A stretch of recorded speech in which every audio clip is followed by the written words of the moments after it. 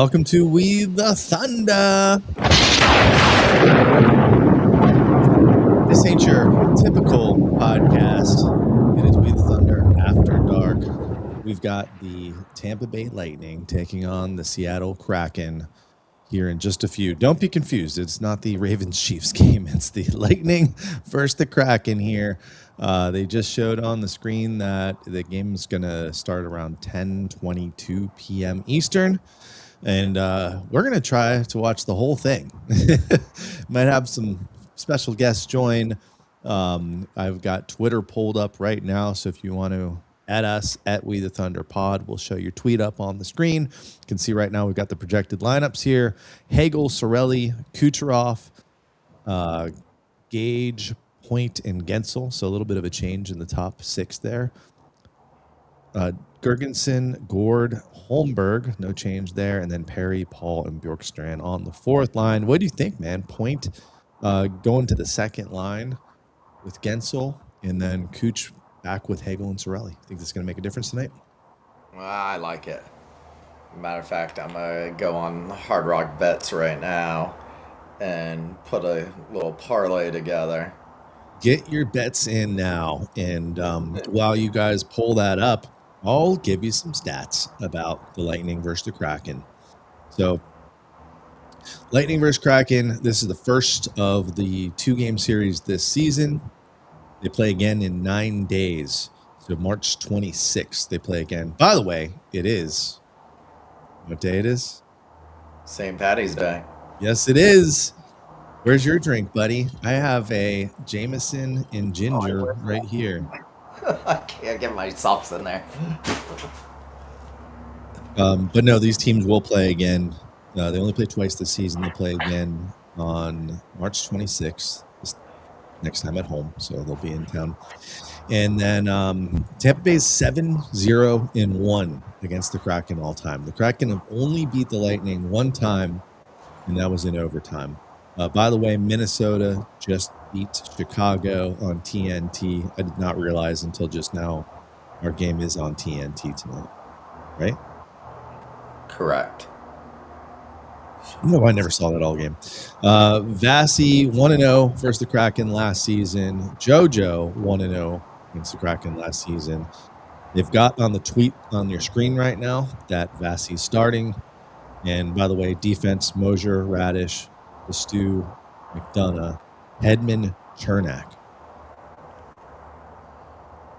Got your eye on Hedman tonight?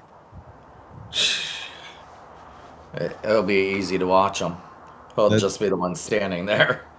The tide is turning lately against the captain. So Oh, it sure is. I've been seeing more and more calls for him to be not. And here we go. We've got our first guest, and we'll, if you want to tweet at us at We the Thunder Pod, we will show your tweet on the screen there. But let's bring him on. He hasn't been on the show in a while, and he told me earlier he was watching baseball. Yes, I guess there is a big baseball game going on right now. So they say. But let's bring on our friend John. John, what's up, man? How are you? Hey, what's up, guys? Not much. Can you hear me? We can hear you. It sounds like you're in a tunnel a little bit, but we can't hear you. It sounds like your mic is far away. No, it's right next to me. I haven't used this stuff in a while. Yeah, it's not hooked up. I'm going through some of the stats here from the history. The large 8-game sample we have against the Kraken. 7-0-1. The Lightning all-time against the Kraken.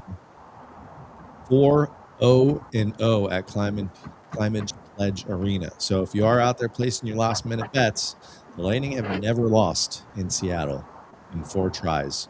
Hagel has scored 5 goals, 6 assists in 11 games against Seattle. And he is the team's top scorer. Joined by Kucherov, 4 goals, 7 assists, 11 games. So both of them have done pretty well historically against Seattle. What are you guys looking for tonight as the Bolts try to bounce back from a another recent loss. Defensive awareness. Some sort of defensive awareness.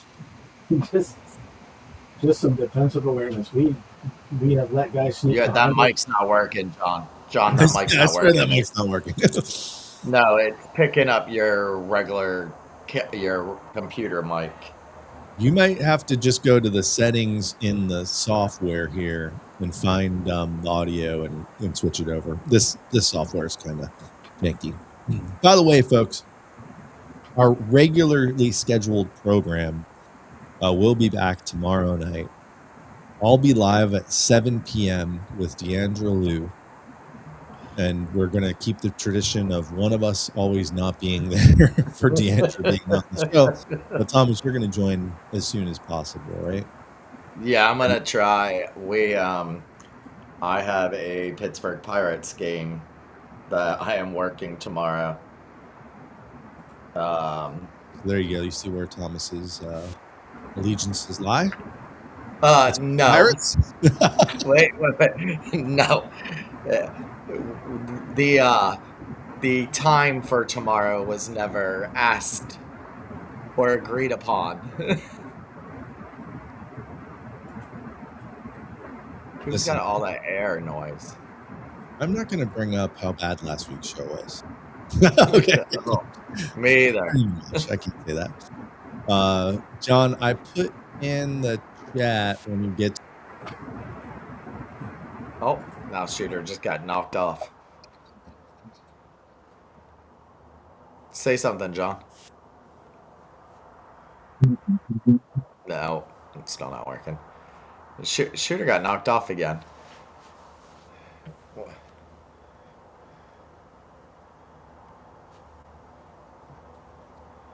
He'll be back in a second. I keep getting booted for some There he reason. is. Yeah. Keeps telling me I'm already logged in. I think this has something to do with you, Thomas Schooley. I'm logged into my old one, obviously, because I can't control anything. I don't know why it's doing that. But anyway, trust me. We'll have a tight show ran tomorrow. Don't you guys worry. This always a little loose on We the Thunder After Dark here for these late night games. But we'll see how long we can last. I'm going to put in the chat here the link to the Discord. If you guys want to join on Discord, you can follow along exactly where we are at. I'll just leave it at that. John, you probably want to go to that, and I'll send you a private chat so you can go to that Discord in our group private chat. And then in the comments, if you guys are out there, let us know. But you can jump on that Discord and see exactly where we're at. We'll remind you periodically throughout the game where we're at. We will be behind you. So if you can pause it, time it up with us, and we'll go through several times. If you were there for the gold medal game where we had Tate from Sticks of Fire doing play-by-play, he will not be on here, so there will not be play-by-play unless Schooley or John want to try doing play-by-play, but more of a color guy than play-by-play. Can you hear me? No. No. No.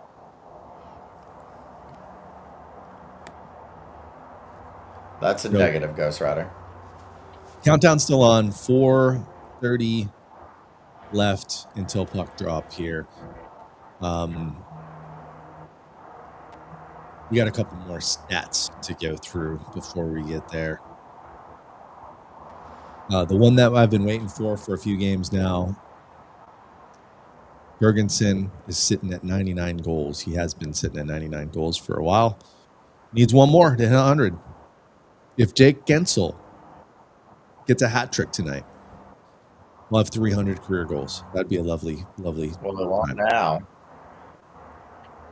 Why? Because he's not playing with Kucherov. Seattle just came out and said forward Eli Tolvanen will not play tonight due to an upper body injury. Okay. Brandon Hagel's next point will give him his fourth consecutive 60-point season. He can become the fifth player in Tampa Bay Lightning history to post 4 consecutive seasons of 60-plus points. Can you guess who the other 4 players that have done this? Obviously, Hagel's going to hit it. What is it? Four consecutive 60-plus point seasons. There's 4 players in the Lightning that have done it. Hagel's going to do it tonight. Stammer? Thankfully. Cooch? Oh, not Stammer. Cooch? Nikita Kucherov, yes. Hetty? No. St. Louis? Yes. Le Cavier? Yes. And one more. Vinny Crossville. Nope. Right era, though. Always a forgotten Bolt. Nate Thompson? No. Petatenko? Nope. Everybody forgets about this guy all the time. He won a Conn Smythe. Brad Richards. Brad Richards. Did you say Brad Richards? I didn't hear you. Yeah. No. Blame it on the mic. I think you guys were talking at the same time, too. What else? Braden Point has tallied 13 points in 10 games since the team's first game back from the Olympic break. Second most by any Bolt. Tampa Bay has held the Kraken to 1.63 goals per game over the past 5 seasons. That's the best rate in the NHL. The Bolts are negative 1.5 over. Ooh, Team USA's losing 2-0. Venezuela, that's the Baseball World Baseball Classic, whatever it's called. Yeah, World Baseball Classic. I've been torn whether or not I wanted to. It would have been nice for my work if Skeens had lost a while ago, so that he would be in Bradenton pitching some of these games and bring in Olivia Dunn with him, because then these games would be busier. But today we got our asses kicked with playing Houston. As in, it was super busy, so I was kind of happy Skeens wasn't there to bring extra people. Tom Schooley, baseball guy.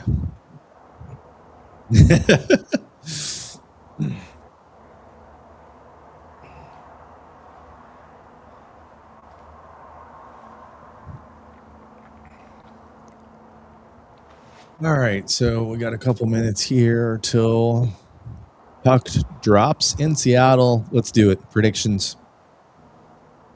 Schooley, final score. Bolts 4-2. John. I'm gonna go 4-1. Bolts. Bolts 4-1. Yeah. Sorry. Can you hear me better now? No, you sound. I don't know what's going on with your microphone, but it does not sound good. The Schooley's at 4-2. Ron's 4-1. We'll go with the 5-3. And last week I asked Tate to predict his future for what he thought this 3-game span from last week to this week. He said 1-2.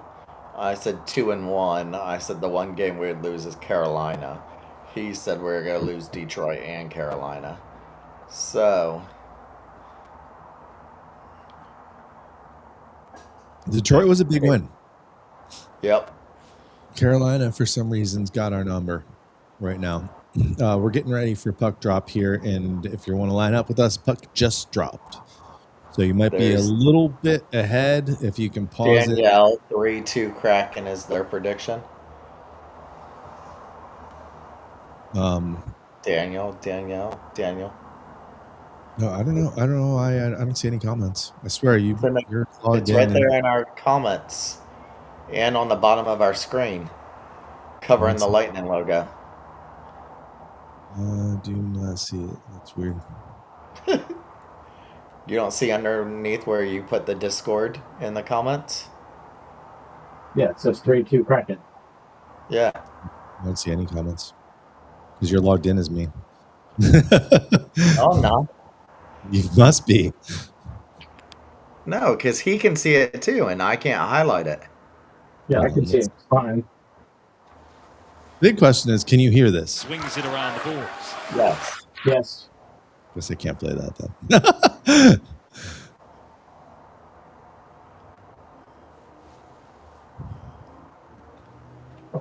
Like, John, do you also see where underneath Shooter, oh, someone else just said, just kidding, 5-3 bolts. Guys, come on. All right, Yeah, I so can see that. I'm going to reboot. Like, Oh, no. Can you see underneath Shooter where it's all the... Nope, I think you just rebooted. Yeah, he said he was rebooting. He needs to reboot his whole life. There we go. Now I can see some stuff. Oh, is he back?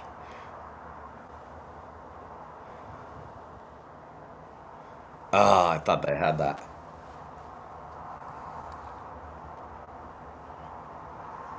What time are you on? 1805. Oh, I'm at 17:23. I'll pause for a minute. I'm on his Discord. Yeah, I Watch it. sent you the link if you want to just go to that and watch it there.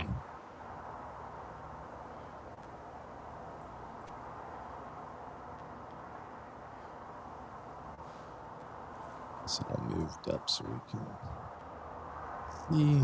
All right, sorry, I can see your chats now. Daniel 5903. This platform we use is not great. That's the best way to describe it. Yeah. Nice little move there by Destu, who's looking like he's starting to pick up a little bit better, or at least where he left off. I still don't think Destu is super great defensively, but I think the Lightning know that.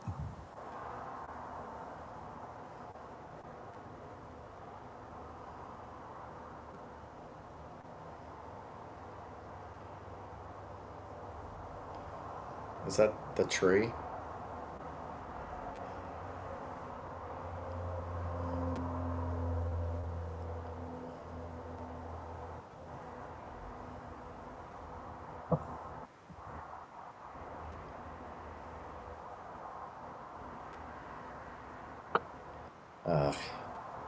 That was Hedman, wasn't it?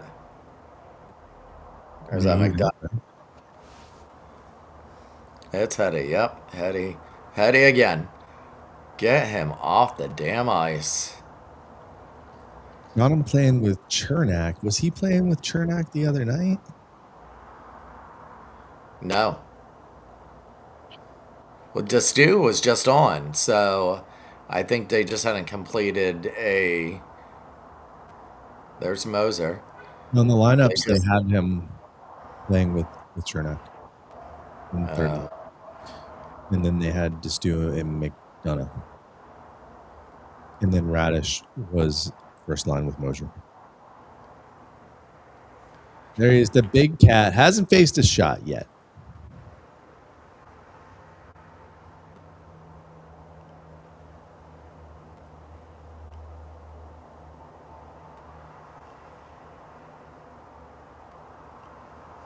"16 minutes, puck's dropping. 16 minutes left in the first. Wins the face-off, takes a shot. See, I like it when they shoot through traffic like that. As long as it's not going to get blocked and go the other way, you got to get the puck towards the net. Sometimes it goes in. Dang, Cole Caulfield became the first Canadian player with a 40-goal season since 93-94.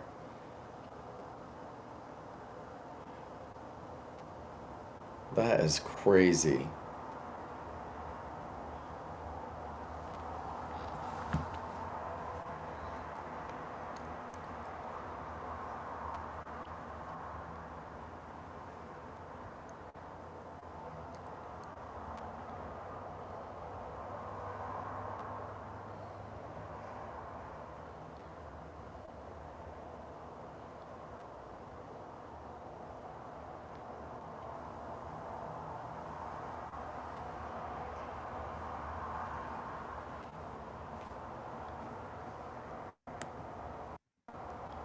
Yanni Shooter Gord. dip out on us again.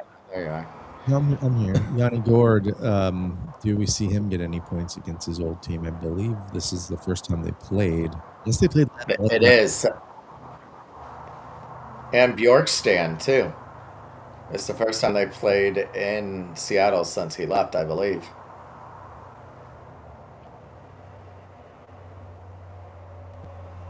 17 games left.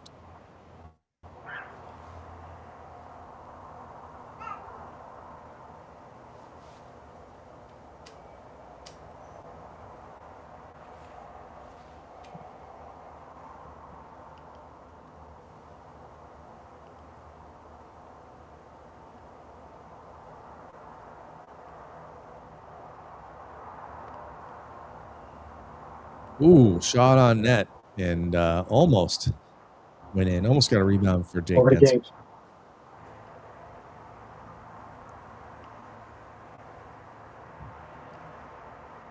I see. I don't understand why Point doesn't shoot there. I made a comment during the Detroit game, like right there, got to shoot it. There we go. That's how we do it. Oh, wait. Who wants to trade Gage? Who wants to trade Gage? Point with the assist and Gensel with the assist. There you go. 1-0. You can't have much better start than that. We've got 3 or 4 shots on goal. They got none. Braden Point didn't even shoot it there. He passed it. He didn't even shoot it, but I guess put it towards net. Beautiful pass, though. And, yeah, deflected in. That's a tough goal to beat. That's bad defense right there. All right, so Bolts up 1-0. That's what we needed. Get that early lead on the road.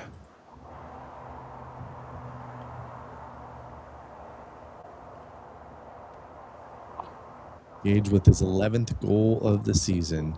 And you're still done with Gage Gonzalez, huh, Schooley? I am. What's he got to do?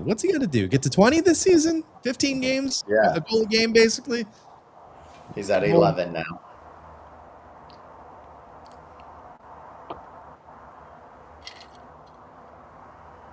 I think the most impressive part is the defense so far.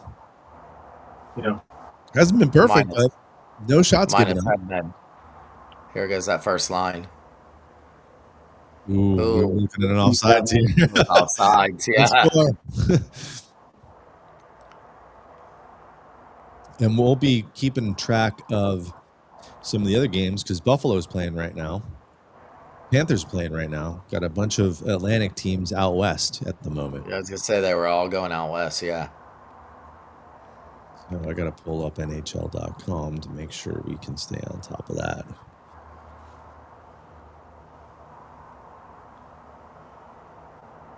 Florida, Vancouver already 1-1. Yep. 13 minutes in. Where is Buffalo, Vegas 0-0? Team USA has just tied it. Yeah, I'm trying to find that game on my other channel here. What channel is that on? I have no idea. I'm just looking at updates on X. 2-2. Bryce Harper, two-run dinger. Good.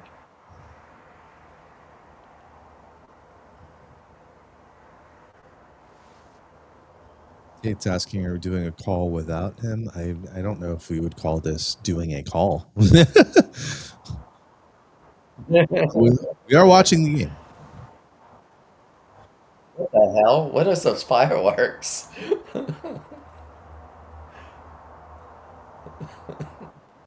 Why is this stream so messed up? How are you just getting the fireworks from the goal now?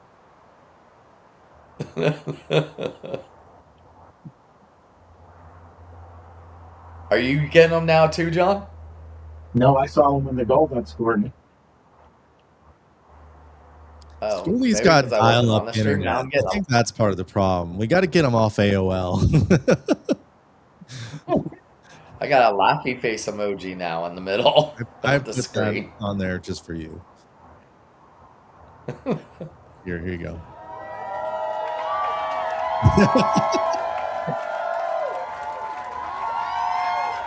I don't see nothing. I don't see that. What the hell? I think our software is shit tonight. That's what's going on. They're saying something about Cooper. I can't turn it up because you guys hear this, right? Obviously, the longevity with this franchise. Yes. I don't understand why you hear that. You shouldn't. You shouldn't hear that. I'm getting balloons. No, you need to freaking reboot your computer is what you need to do. All right, back in action here. The puck has dropped. There's 13:15 left. JJ Mosier's got it. I'm trying to do my best Tate impression here. I can't call a game though. See, I'm there with you. It's just our feet. Spiritually, you're there with us. Mentally, not so much. And your camera has a low FPS. Shocker. Still, 0 shots on goal for the Kraken. So defensively, I know. I need more. I need more for my Hard Rock bet. That's exactly what. Oh, you wanted them to get shots.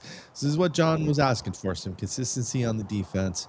So far in the first 7 minutes, that's what we've seen. But we're still in this game. I want to see Yanni and Bjorky score against their old team. That would be cool. But what I was saying before, it is funny how we do talk a lot on this show about players and like call them out for not playing well or whatever, and then all of a sudden they play well. But I was at the airport watching the Detroit game, and that's when I saw Braden Point on like 2 or 3 chances not shoot the puck from basically outside the circle, right? So they weren't close shots, right? They were normally where defense would shoot. But it's like you got a wide open look at the net, like take the shot. You're an NHL player. And then what's he do next period? Scores 2 goals. I mean, he didn't end up scoring them because I think they both got deflected, but still, like, put the puck on the net. It ain't going to go in unless you push it towards the net.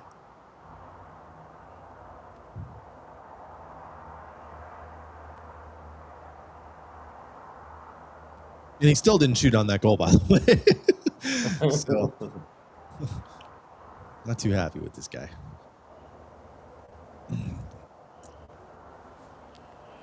All right, here we go. McDonough. Yeah, McDonough is out there with the stew there. So they've changed up the defensive lines this game. So let's see if that makes a difference. Hedman should be, hypothetically, third line, should be getting less minutes than anyone else. But I think he's been technically the third line for the last couple games.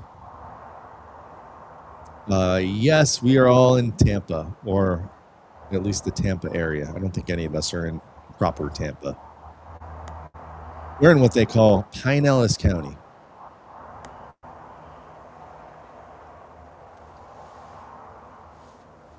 That assist for Gensel gives him 150 points as a member of the Bolts. Nice. Holmberg, by the way, who just had the puck, he tied his career high last game. So he's having a career season. Yep. Lightning, Maple Leafs. I like him. I thought he's been good. Serena hates him. For a bottom 6 player, I mean, what more can you ask for?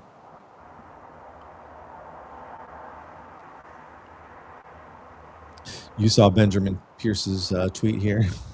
Yeah. He saw 150 points as a member. Yeah.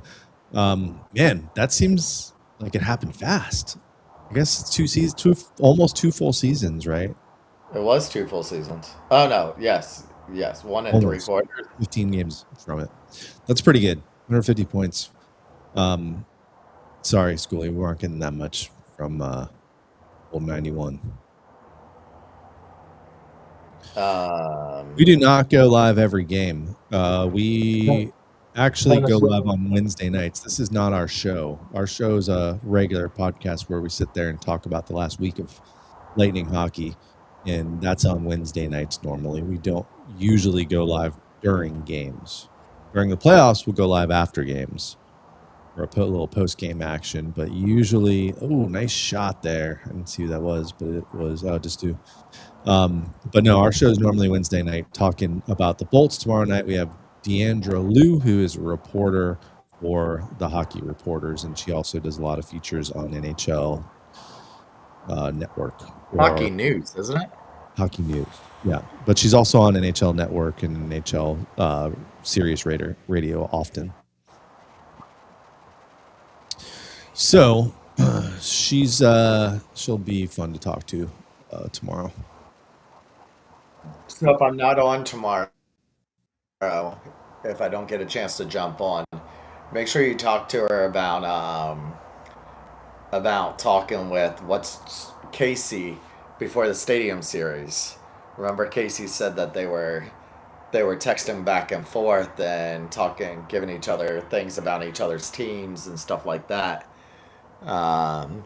See what Casey had to say about the Stadium Series game. All right, so there we go.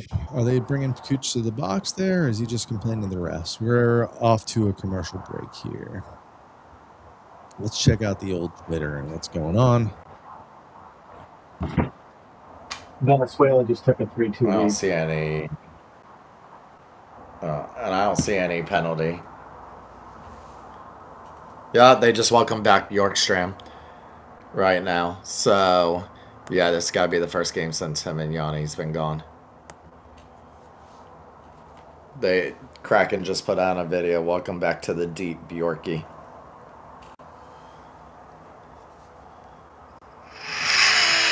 Oliver Bjorkstrand. Finding Bjorkstrand. Shoots! No, not eat. Not eat the fish. Eat. He wanted to eat the fish. Yeah. We got an emergency. We need the glue. He scores! You can kill the maestro!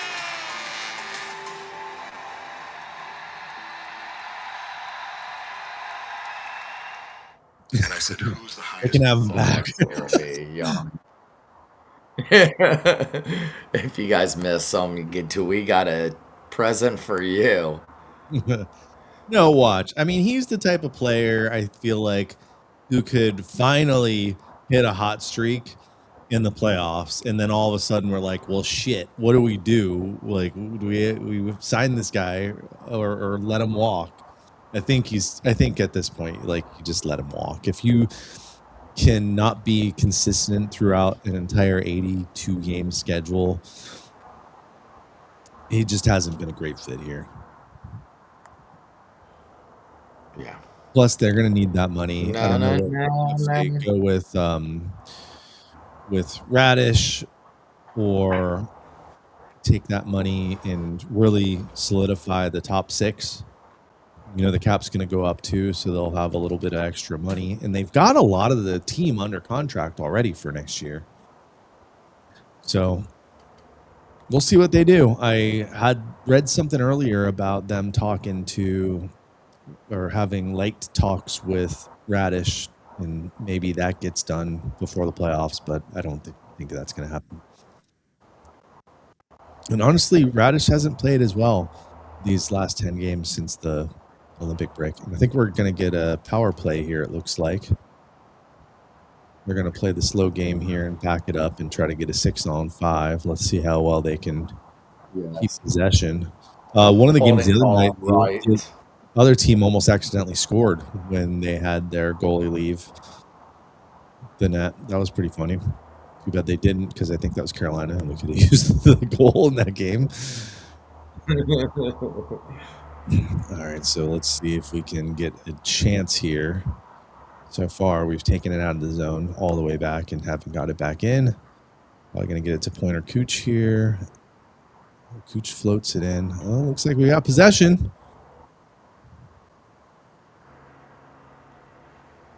I'm so shocked that Hagel did not shoot that puck. Out of all the complaining we do about these guys not liking to shoot the puck, Hagel is the exception to that rule. He does not mind shooting the puck. Oh, of course. Didn't even get a shot off. Shocker. But that's okay. Go on the power play. Point looks like he just kind of misplayed that. Did he whiff on it or something? He's kind of laughing at it. So Shane Wright goes to the box. That was a holding call. Yeah, a little grab on Yanni, his old buddy.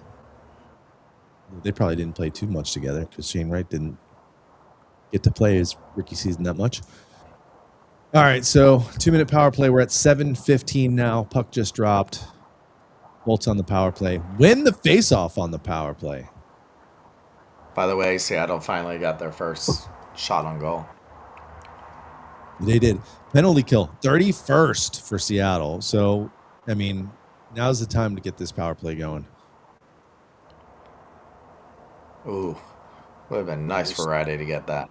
Yeah, he didn't look like he didn't lift it, though. I would have liked to see that shot from behind him to see exactly where that went. Of course, they're going to give us the opposite view. It was Gage's 4th goal in 4 games. It's like I was talking about. Yeah, and Radish didn't get any height on that. Ever since you're talking crap, actually before that, Gage was scoring. He scored that first goal or maybe 2. So there you go. Buffalo just went out 1-0 on Vegas. Oh, got the chance there to Pointer, but he did not put it home. I don't know why they never try to put point on that old Stamkos spot where they like to put Bjorkstrand. Oh, and there's a great shot by Cooch, and Bjorkstrand couldn't handle the rebound there, but that would have been a very tough play to make. Still got possession. 1 minute left in the power play. Back to Bjorkstrand. Down low to Gensel, Bjorkstrand, Radish. See, I could do the play-by-play if Tate's still out there. If it's just our team. I could not do play-by-play for the Kraken because I do not know all their players. So Hedman's out there. They must have brought out the second pair. The second unit. Yep, Sorelli's trying to bring it in. Can't figure it out. 21 seconds left. If you're out there watching and you want to join the Discord and see exactly where we are for the game, let us know. I can put that in the chat. That looks like another penalty. We're going to get a 8-second 5-on-3, 7-second 5-on-3. So 2 consecutive power plays against the number 31 ranked team in the league. Are we going to get a little commercial break here too? A little regroup for the power play 1 unit? All Hagel there, trying to go through everyone and gets tripped. Good. Here's the chance here by Pointer. Let's see what happened. I think he nicked the post there. And then here, this is going to be the rebound play where Bjorkstrand, yeah, that was a tough play. Bjorkstrand wouldn't have got that. Cooch is pissed he didn't score. He must have saw open net. Cooch is pissed at everything. 5-on-3, wins the face-off. Got to make him pay here. Get the shot off, guys. And it goes off Sorelli. Cooch shoots it off Sorelli. Nice. So still in power play for 140. Cooch takes a shot, rebound to Point. Doesn't get much on it. Still gets the rebound. And Cooch just gives it away. Yeah.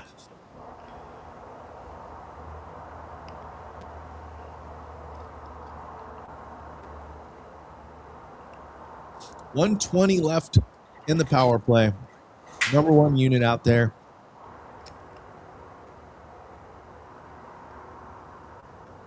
Cooch is in his head already this game. Yep. Which is not a good sign, but usually ends 1 up. 1 minute left in the power play. Nice entry by Jake. All the way around. Oh, and Cooch loses it.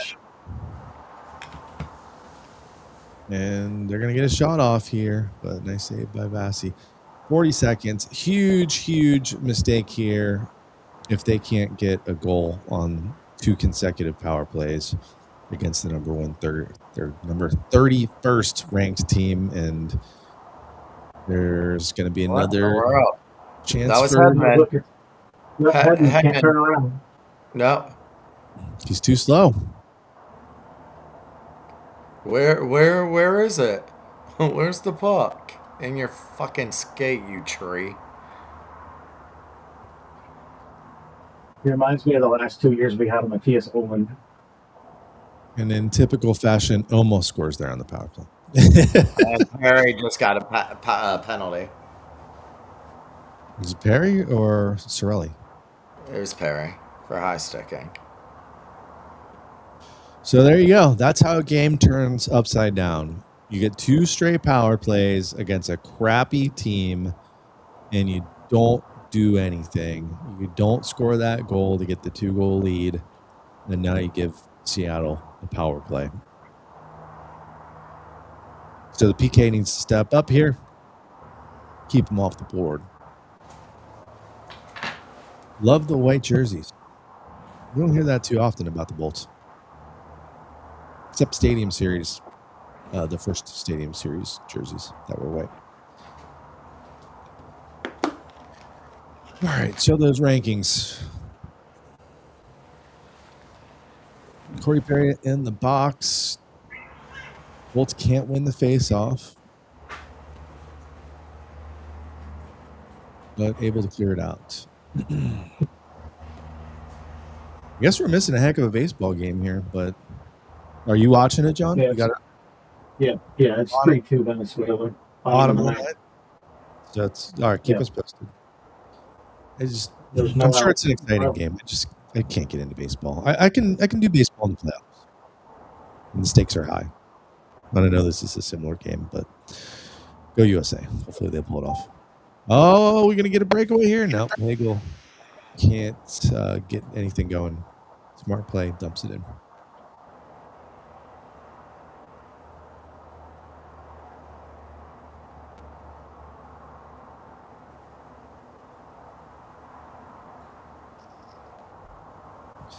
PK looking good so far. 1 minute to go.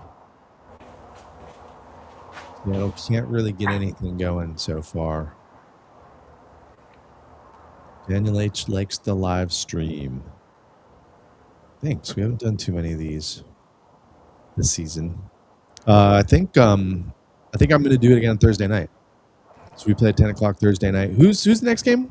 Vancouver is the next game? Or pulp schedule?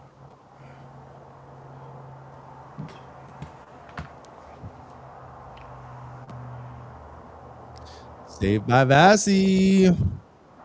I feel like I need totally different sound effects for these streams, though. Like I need the Vassy growl, right?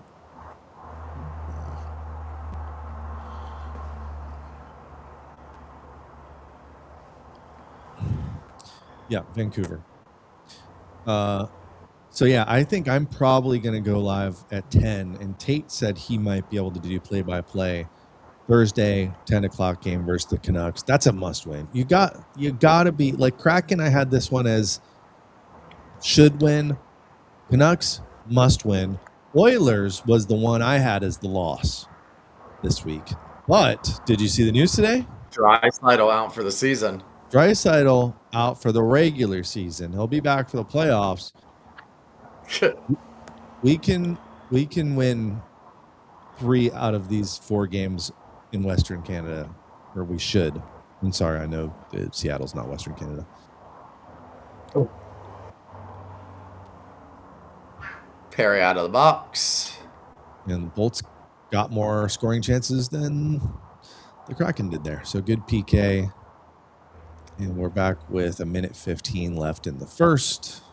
Got a turnover here with Cooch. Back to Cooch. There we go. Oh, there he goes.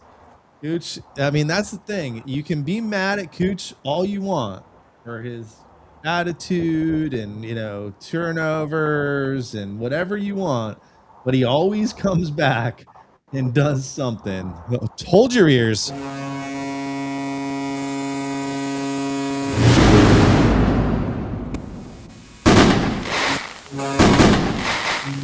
That was a nice play. Tapped it in. That is how you score a goal. So beautiful play there. Nice job getting it right back to him. Who was that? I missed it. No, with the assist. I thought it was Sorelli. Was it Sorelli? That makes sense because Sorelli is playing. I don't know if you were on. I don't know if you were on here for that, John, but Sorelli, they changed up the lines. Sorelli, Cooch, Hagel back together.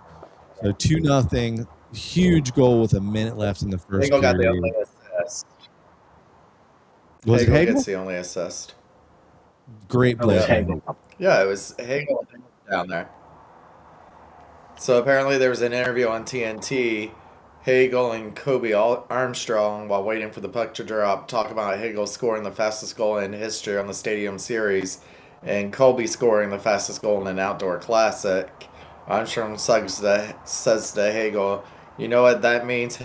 Hagel says, "Yeah, I'm fucking." Okay. That's what someone just posted in Thunderbolts. Yeah, there's the assist right there. Hagel. Oh my.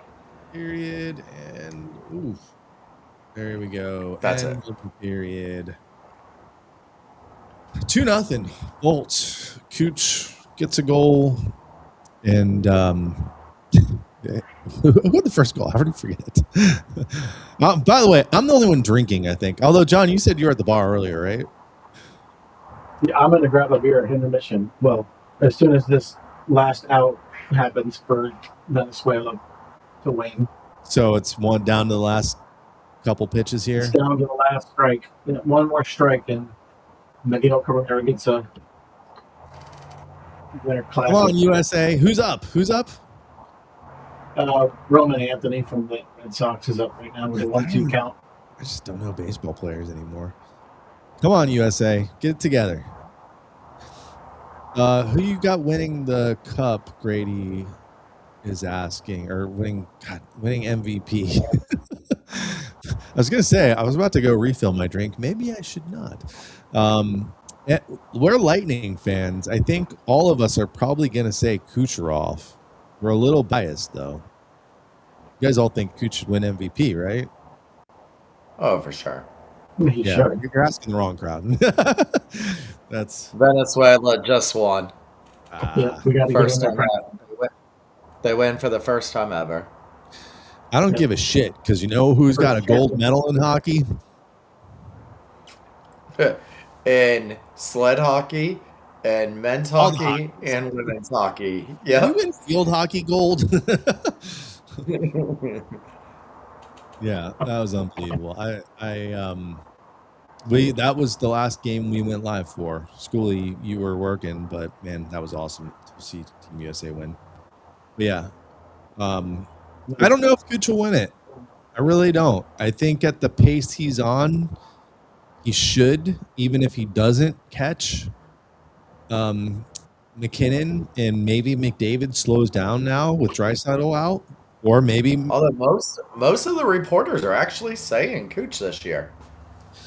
It's complete bullshit that reporters decide this in the first place. Because Yes. Remember the year Cooch should have won? I mean, and you could say a couple years that Cooch should have won, but I'm talking about when he had 144 points and led the league, and McKinnon wins, and a lot of people are saying, well, it's McKinnon's turn. What the fuck does Right. that mean? Right. What the fuck does that mean? I thought it was the most valuable player.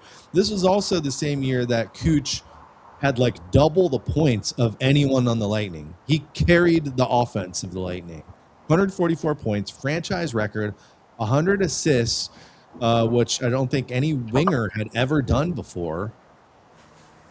And McKinnon's MVP. Okay, his turn. So my question is, when's it Cooch's turn? I know he's won it before, but still, like, complete bullshit. Yeah, and I think Grady's right. It's because he's Russian. They don't want to give Russians some awards. I think that was also the same year that he did the All-Star shenanigans and didn't try in the skills competition. So that might have had something to do with it. But I don't know. I'm hoping he wins it. I'm hoping Cooper wins, Jack Adams, but Lindy Ruff does have a good case, turning Buffalo into a relevant team again. So we'll see. I think to me, Cooch is probably more deserving than Cooper based on the competition, and only because Lindy Ruff. And there's another coach that I think is up in the conversation too. But also, the media does seem to be on the side of Cooper finally winning that Jack Adams.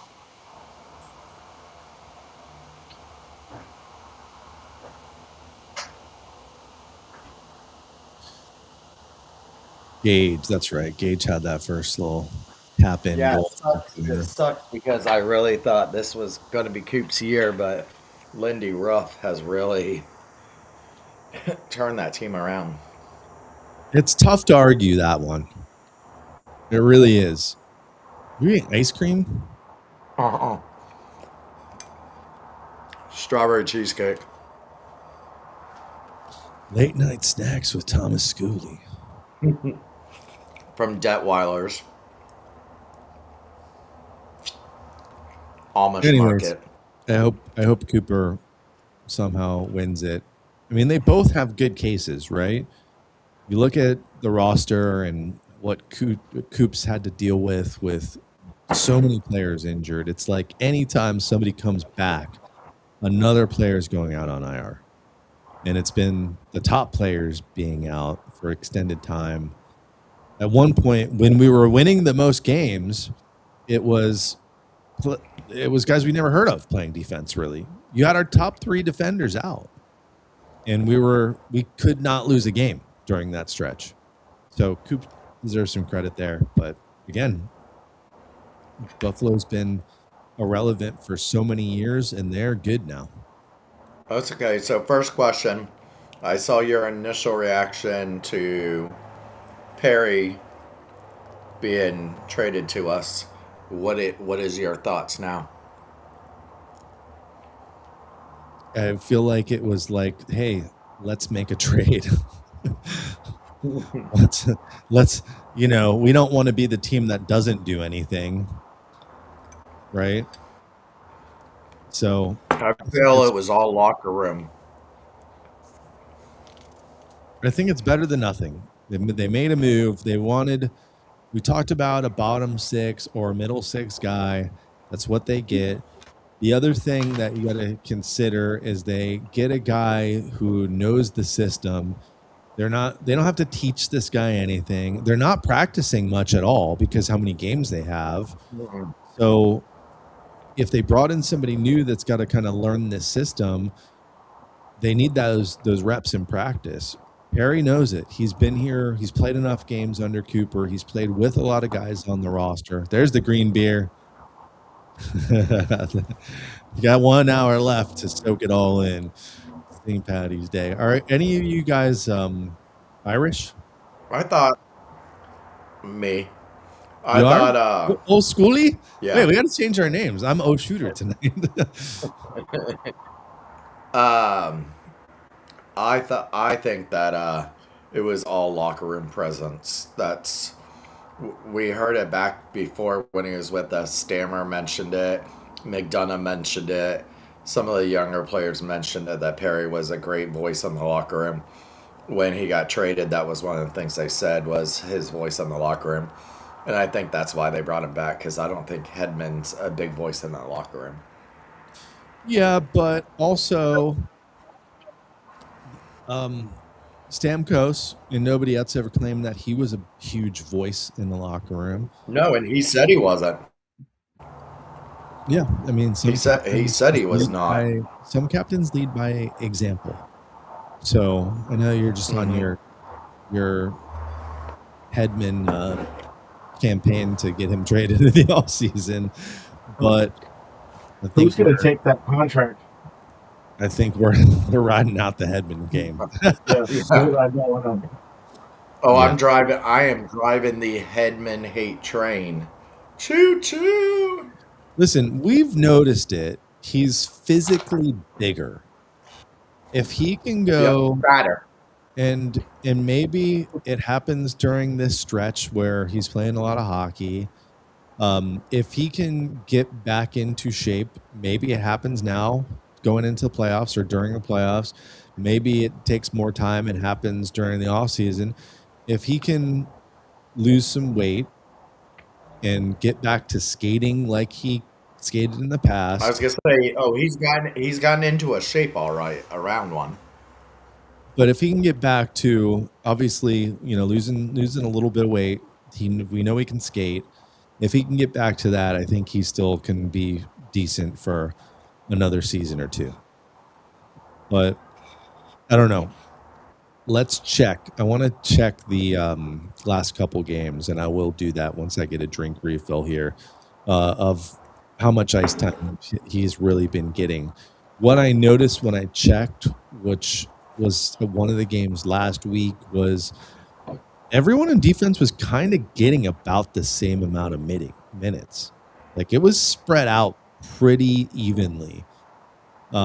So it'll be interesting to see if his minutes start to drop, because you can tell there's people that are starting to comment on it on X and Twitter and Facebook and all that stuff. People are starting to notice, and I'll give you credit, Schooley. You were one of the first people that pointed it out. He's so much like Zdeno Chara at the end of his career. So much comparison.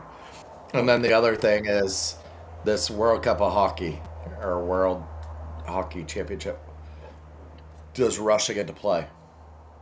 No, they're not going to play anytime soon unless they end their war. No, I think this tournament does not have to abide by IIHF. So Team Russia is allowed to compete in this. I don't know. I don't know what I'm talking about, because there's other countries involved in war now too. So gonna take them out. Yeah, I think they get a chance to Stanley Cup matchup. I think you get to see Avs. I think it's Lightning versus Avs. I hope it's Lightning, and I do think you're right. I think Colorado's just got to be the team to beat, unless Dallas can challenge them. I think Edmonton, with the news today, I don't think that they're going to be able to get back there with Draisaitl potentially not being in 100%. Like, they need both those guys to be at 100%. So yeah, I'm with you. If I'm doing my bracket today, I'm putting Tampa in Colorado rematch 2022. This time we'll have Braden Point, hopefully.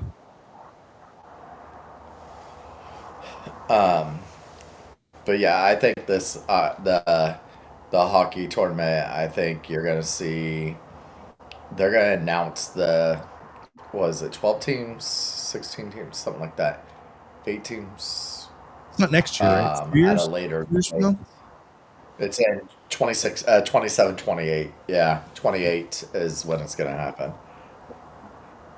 Which was weird that Prague All-Star game. Yeah, Prague, Edmonton, and Calgary are the threes that's going to host it. When do we get any chance of some sort of international hockey in Tampa? Can they not do it because well, not even that. I mean, okay, so it's going to be Team North America, obviously. So why are both the North American host cities in Canada? Yeah, we're the gold fucking medal winners here. I'm gonna get a refill. Right? I'll be right back.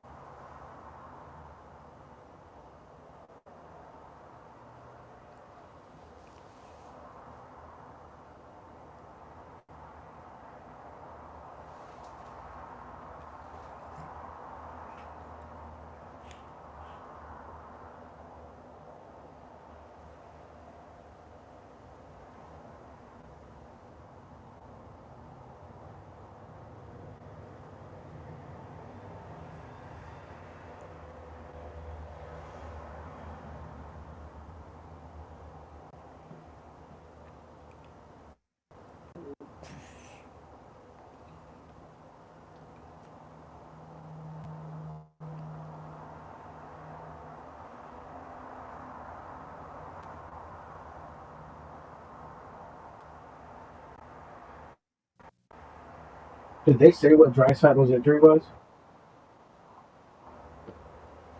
No. I saw the hit a couple times. I couldn't pick up what it was.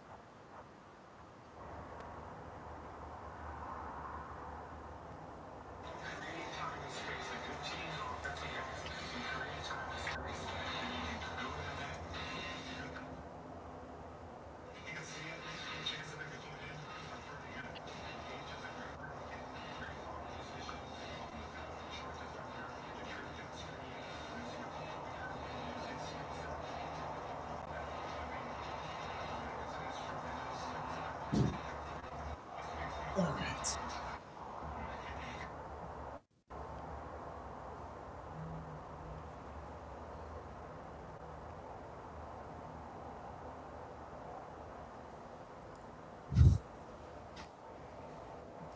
Daniel's tired, guys. It says, um, 8 nations.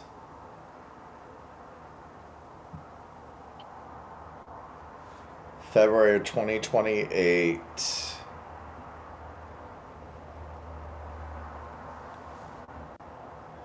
February 2028, Calgary out Edmonton and Prague. Eight national teams divided into groups for round robin playing, with Edmonton hosting the semifinals and final.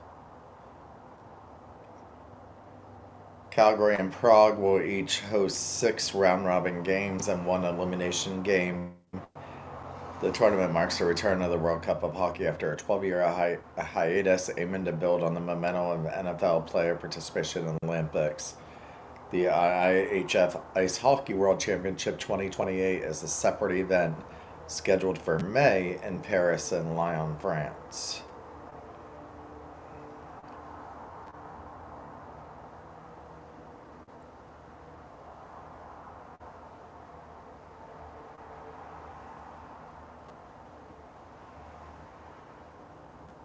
I'm setting up the score bug again instead of our manual bug. Let's see if it works this time. Now that we know that your internet sucks. By the way, Buffalo up 1-0. Second period has begun there. Vancouver winning 3-1 over the Panthers. Are the Panthers completely done? No, not mathematically, they're not. It's gonna happen soon, though, right? Yeah. John, you need a light like mine. That's the one thing, Daniel. You wouldn't be tired if you had the light that's shining in my face right now. So it says, since the invasion of Ukraine, Russia's been banned from international play at all age categories by the International Ice Hockey Federation. The IHF has cited security concerns.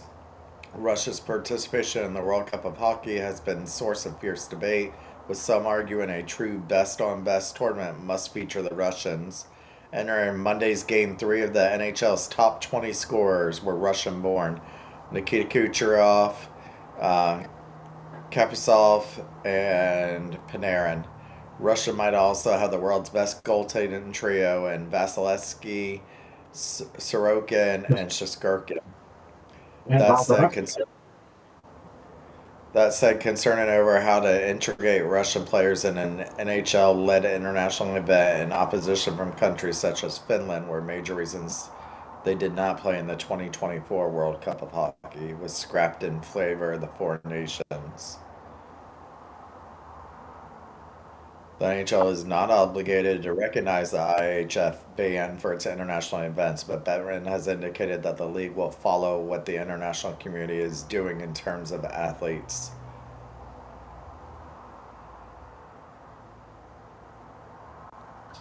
So my sports bug is working, but it's a minute ahead of us. That sucks.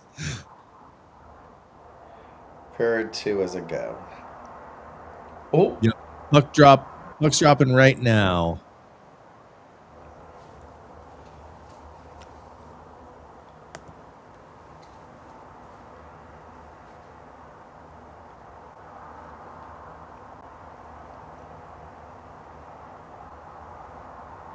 So on to the second period. McDonough to Stu starting with Yanni in that third line out there to kick it off. It looks like a high stick right there, but it might have been a follow through.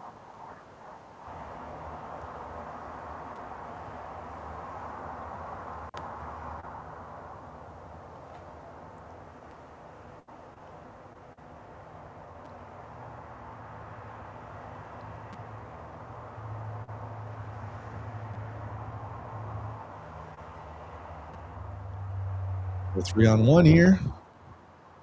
Nice Goal. goal. Kucherov again. Ooch.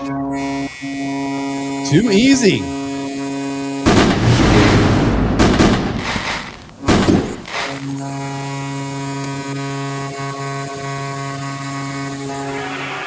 $36 goal this season, second tonight. Absolute Kraken killer, this guy. Beautiful play. Oh, man, this line's staying together. How did that start? So the breakout pass to Hagel, to Sorelli, to Cooch. Oh, too easy, man. Sorelli Too and easy. Hagel with the new triplets line. I hope Point and Gensel get comfortable together. Oh, Wow. Damn it. give up the freaking easy goal right away. See, that's the Bobby kind of shit McMahon. you can't do. We got a lot of scorers to update here. Didn't even get a chance to McMahon update and the score. Beniers. All right. How did that happen? Like, that's the kind of stuff that can't happen. Pretty much right off the face-off. Who was that? Radish tries to dump it out, gets caught, Yeah. and then out of position. And I'll tell you what, that's not going to get you a contract extension this week. Vassy can't. Right over Vassy's shoulder. Yeah, that's not Vassy's fault. You got to clear that out. I mean, also, you have to give credit sometimes to good plays made by the other team. And that was a pretty good play by Seattle. To keep it in, to get the pass over. You see that went right through Hetty's legs. Oh my gosh.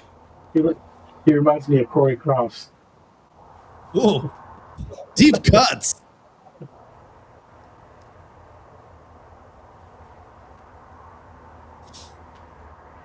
All right, you guys both have hats on. Just saying. On the alert. You're on the alert right now.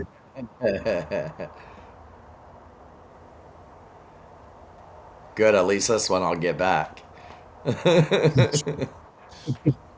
You can get your hat back at the bench if you wait for it, right? If you go down and wait. Yeah, guest services. All right, so good thing they got that quick goal. The Bolts, that is. 3-1 we can live with. I feel like one more goal and, well, I don't know with this team lately. I'm going to say, feel like one more goal and you get a 3-goal lead in the second period that you'll put this team away, but not the way things have been going lately.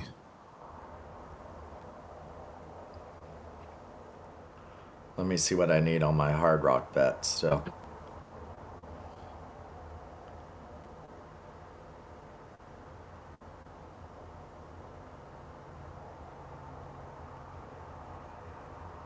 Saved by Vassy. A little fisticuffs going on here. To Stu takes the late shot there. And Nick Paul back in action. It's back in action. By the way, if you're out there watching with us, say hi. We have a sound clip coming in from Nikita Kucherov. 2 goals this game. Can you make it simpler? I don't think we can make it any simpler, Cooch. I need. That was a good play there to get that pass I need Point over. to have 2 shots. I need Point to have 2 shots. Sorelli to have 2 shots. You bet Perry on to have Point 2 shooting the shots. puck? What the hell's wrong with you? Hedman to have 2 shots, and Kucherov to have an assist. He's only scoring Cooch, goals. stop scoring. I need you to assist. I think we're easily looking at a 3-point night for Cooch. Speaking of MVPs,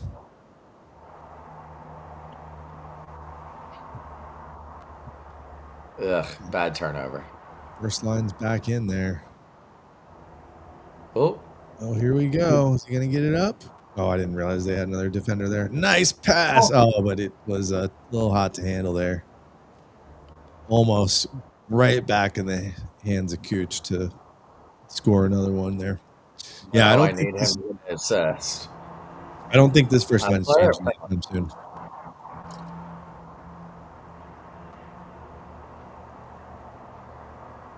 Is this our welcome back Gordo video now?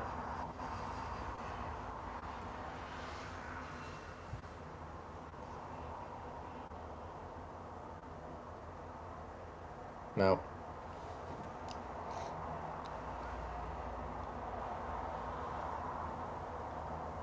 Jurgensen, by the way, 1 goal away from 100 in his career.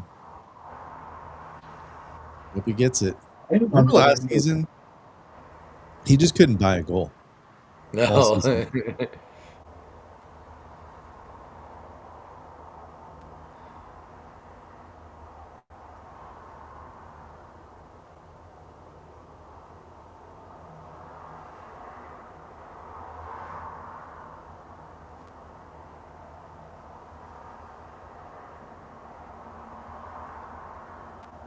There we go.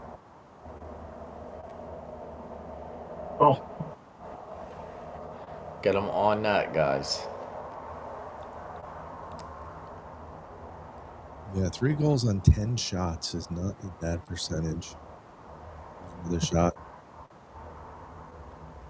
I do think we need this third line to not just be the shutdown line. They got to score a couple goals in the playoffs. Yeah.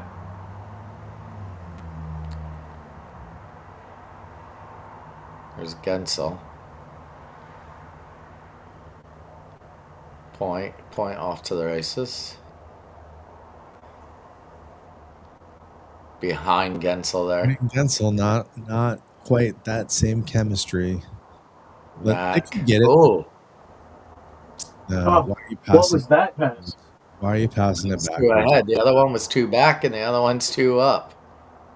Well, the guy's covered. Like He had wide open net though, wide open ice. He should have just got himself low.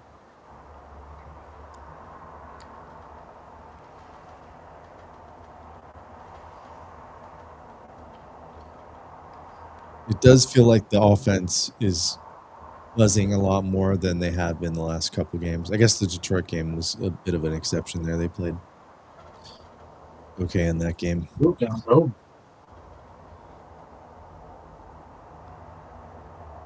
Somebody shoot the puck. I know. It doesn't go in unless it goes towards the net. Oh, There you go, blocked. locked up for Good shot.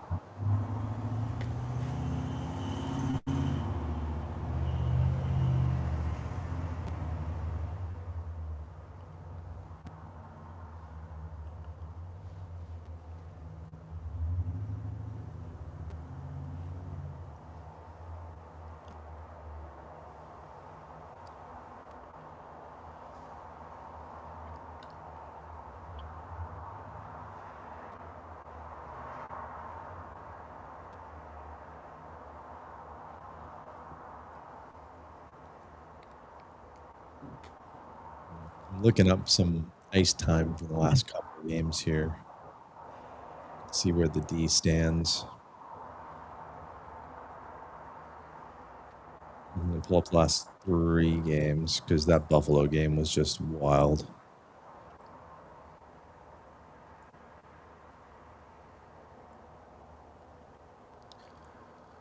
All right, Radish, nice little pass there. Got the first line in here again. Hagel to Cooch.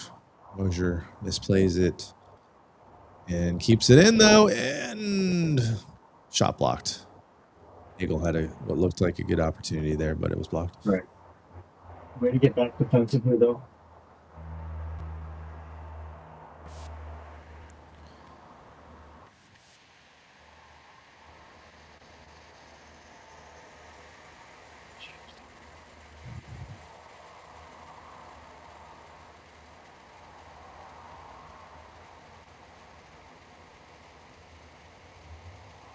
Oh, Ooh, right. that's a board.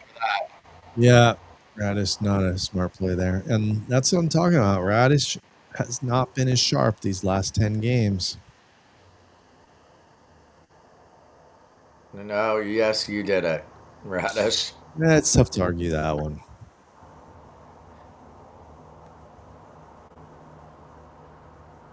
Also, let's see. Uh, I mean, he definitely embellished that. I was just saying, you could have got over embellishment too, yeah. But doesn't happen if he doesn't get cross-checked in the back.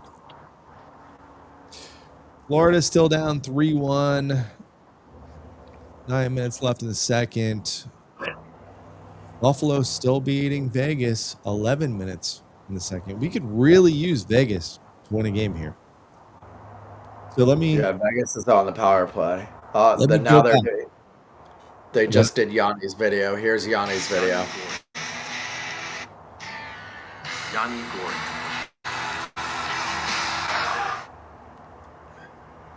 Oh, You hit. I hate this new iPhone. Yanni Gordon. My mic is off. This city's a hockey town now, and it's amazing. Stolen away from by Yanni Gordon.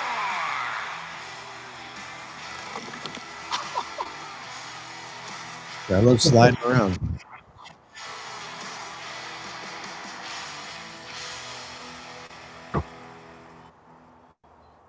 That's appropriate. Yeah.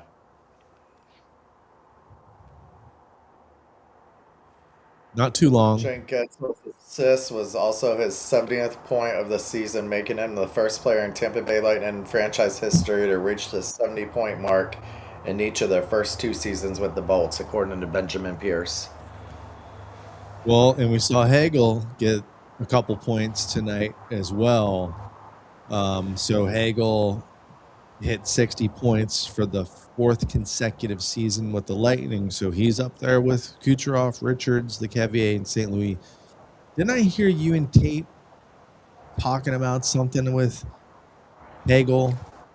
I said if we do not win a Stanley Cup in the next 5 years, would a Hagel or a not only Hagel, but any of the trades made during this time, a Paul trade, would that then be considered a bad trade?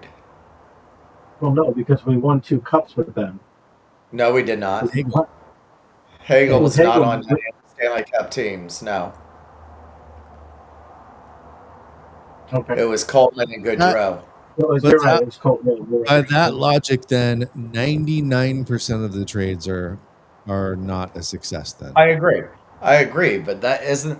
What do you grade a trade on?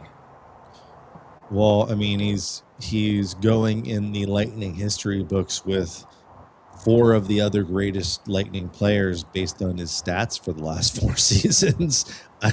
I'd say that's a win. But I said not just Hagel. I mean, we could go with Paul. We could go with anybody that's been traded within the last couple of years. I mean, he just said he was. We were talking about the Tanner Jeannot one. He said that that's the only bad trade that JBB did. And although I think the Tanner Jeannot one was bad, if you look what the pickups also were, you know, you could go that to what we traded for Hagel. The ultimate goal is to pick up a player and win a Stanley Cup.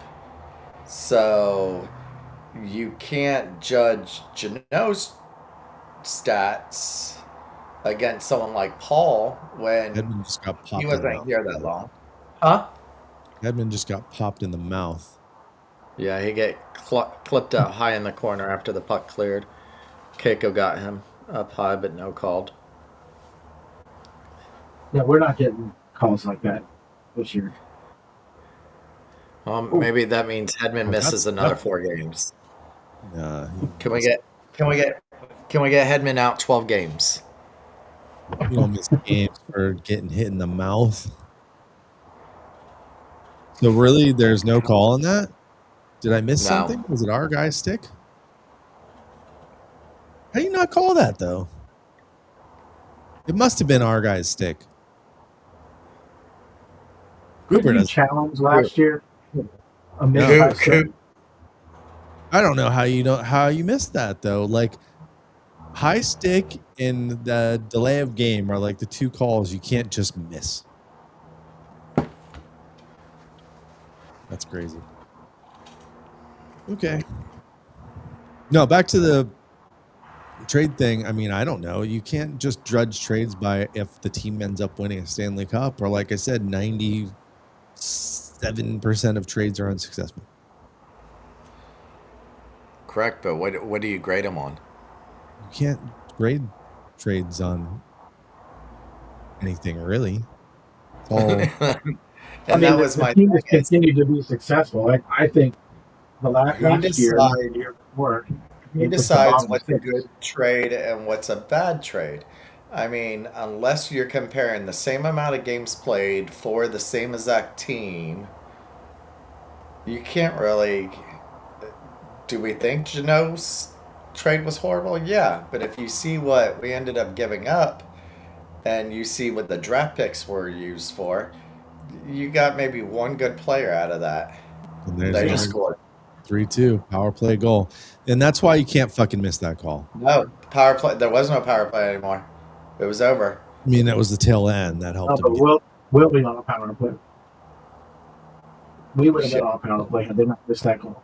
Had they gotten that Hedman call, yeah. That's why you watch Show Cooper right now. Let's see what happened here. Oh, who's on the ice? But he has no business getting in here. No, that's a bad play by Hedman. Go ahead, reach. Look at that. That's horrible.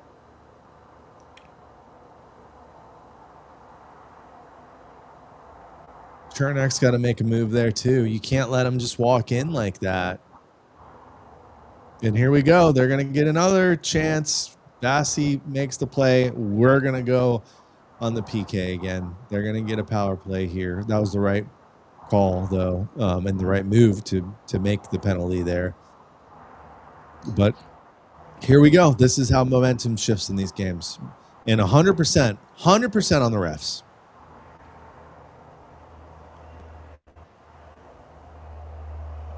They're still with the puck and getting this extended now 6-on-5 chance till we touch the puck. And there it is. So what is it? Yeah, hook. And that's a good penalty to take, or else he was going to walk right in.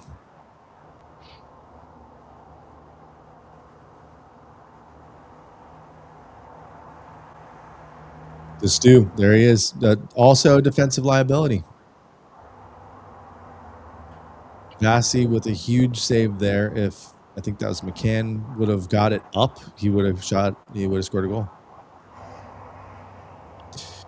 Wow. We're going all on right. PK, right? What? Yeah, they got a power play. We had a hook there. So there you go, 3-2. That's how a game can change in 1 minute because of a missed call and a slow defenseman. Eric put, it's too late for Eric. Eric said Seattle with a grade A right off the bat, and Go Bolts will head back to the power play.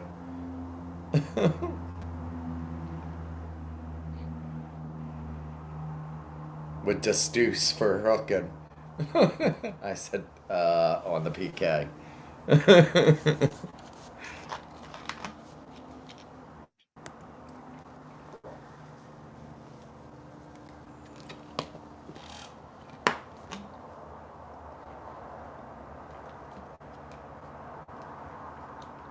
Oh, that's frustrating. See, I like our broadcast because we would have got the shot of Cooper there lighting up the refs. So let's look at some ice time last couple games here while we have this commercial break. Last game was Carolina, 4-2 loss. Who do you think led the team in defensive minutes? It's 3-2, Brady. Defensive minutes, McDonough. Radish, 23 minutes. I was followed going to say, by McDonough or Radish. Mosier at Because of the 20. PK. McDonough, Hedman, the Stew all split at 18. Chernak a little less at 16. Real quick. We'll wait. Well, his average was down because he got hurt in the one game. I got to refresh because I don't think I'm seeing chat right now. So hold on a second. The last one is it 3-1 or 3-2 by Grady?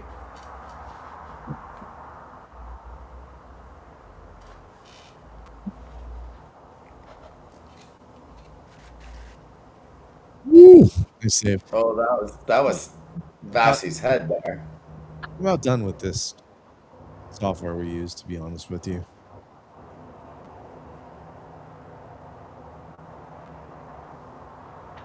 First of all, I don't even know how I'm controlling the stream and can just refresh my browser. Like, wouldn't that kill the stream? All right, now I can see the chat again, which stopped for me. And I missed someone from Brazil. Damn it. I never want to miss people from Brazil. And Esteban. I missed all this, guys. I'm sorry. Oh, really? Yeah. I haven't seen chat for over 20 minutes. It's stopped for me. And really thanks to Tate because he texted me and he's like, why are you ignoring me? I didn't see like the scrolling on the screen. I didn't even see. Token Dave's here. I didn't even see. Because Tate, we didn't care. Why do I hate Hedman? Because he's slow as fuck. Did you not see that goal? I don't know if I'm putting that goal all on Hedman, although that was his portion of the ice to defend. It's just noticeably not good with him right now. I can see the chat now. All right, 1 minute I was worried. left in the power play. Almost. We're at 8:33. Go.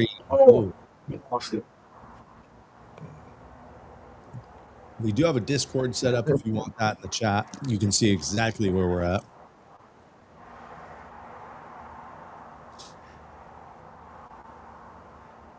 That's a good question. Is Teddy hurt or just slacking? I think it's a combination of both. I think he had surgery, so he's hurt. And you probably weren't here earlier, but he's noticeably heavier. And that does affect your play. He's got several chins, and he's never had several chins.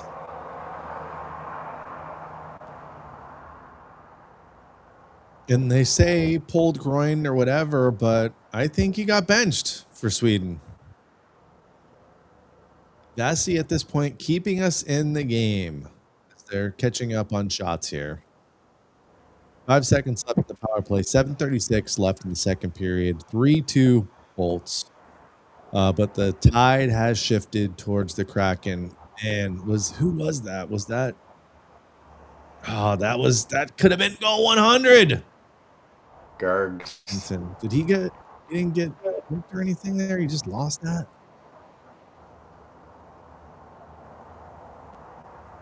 Well, he was reaching for the puck, trying to avoid goaltender interference.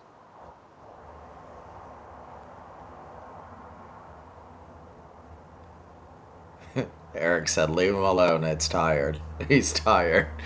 It's late.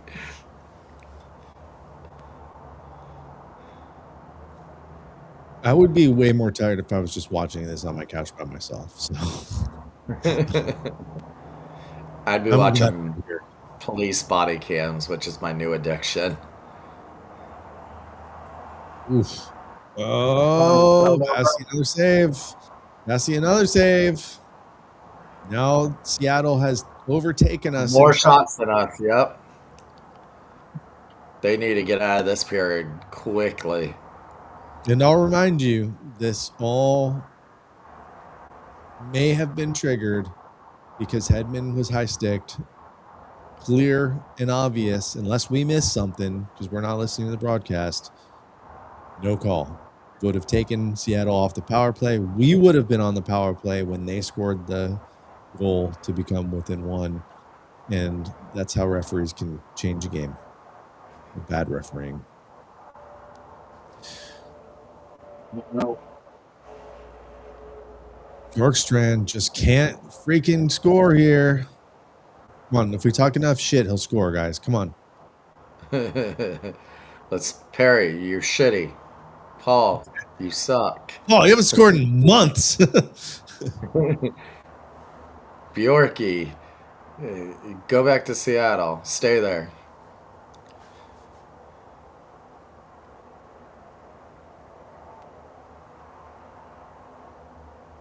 All right, at least we got a little bit of offensive pressure here, which we have not had in 10 minutes.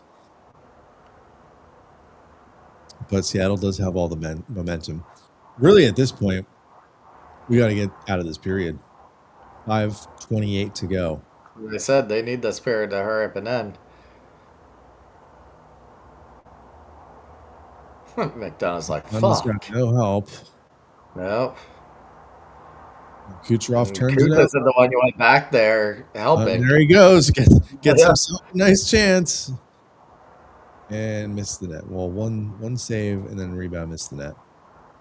And then it's going back the other way. Mosier with a great play. Radish almost clears it out. They'll get it out of the zone here.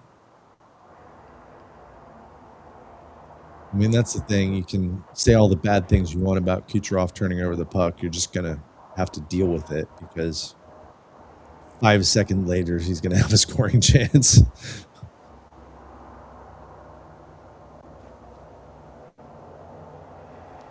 I'll take those chances.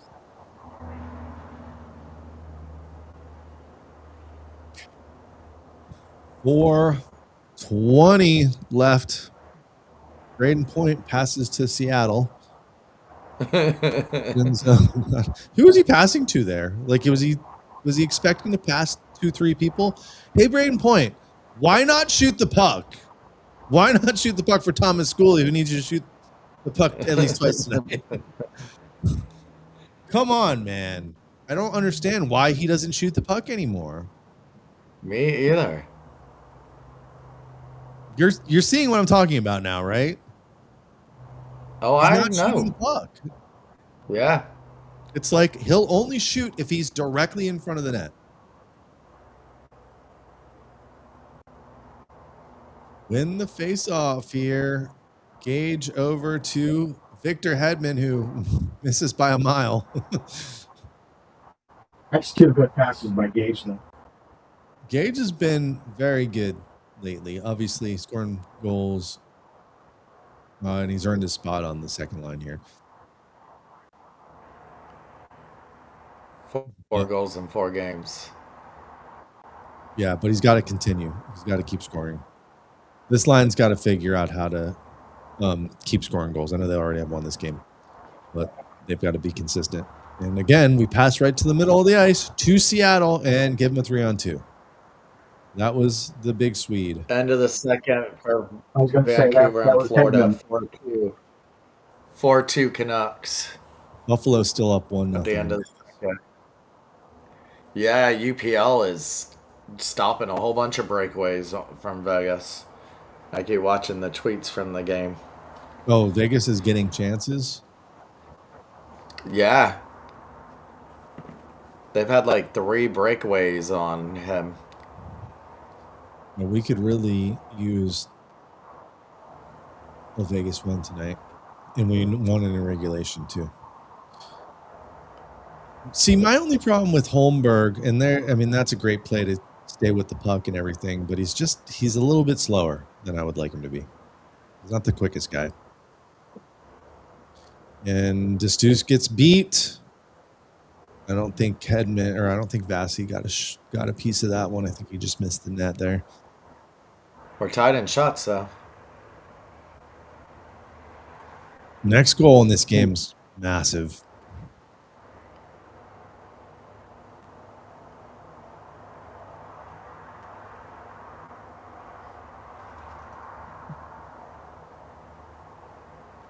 Yes, because I also need the Bolts to win by 1.5. No. Good defense. Yeah, that was a good play by Radish. Nice little play there to put it out. Don't turn it over, Cooch. He didn't. No, instead Hagel did. Well, now all of a sudden this line's kind of gone cold this period.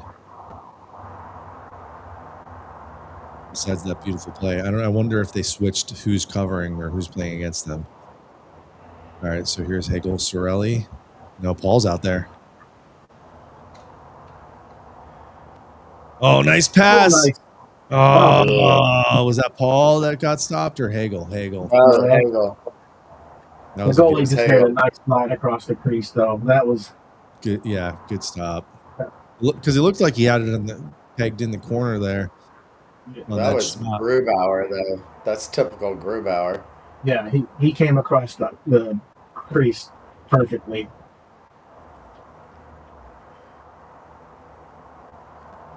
Do the ads on the boards bother you guys? I still see people bitching about ads on the boards, and I'm like, am I the only one that does not pay attention to the fucking I ads? don't even notice them. Yeah. Ooh. I didn't notice until you just said something, and now I'm going to be bothered the whole game. Jersey Mike's. Now I'm just hungry. Seriously, I don't get why people are complaining about this. I didn't even know they were on the glass till somebody pointed them out. Icing, 23 seconds left in the second period. That's going to be I'm going to go pee. The period's not over, Schooley. We might be a little behind. That's just a really good play by Grubauer. He didn't have it quite lasered in on the corner like I thought. No. Still a good save.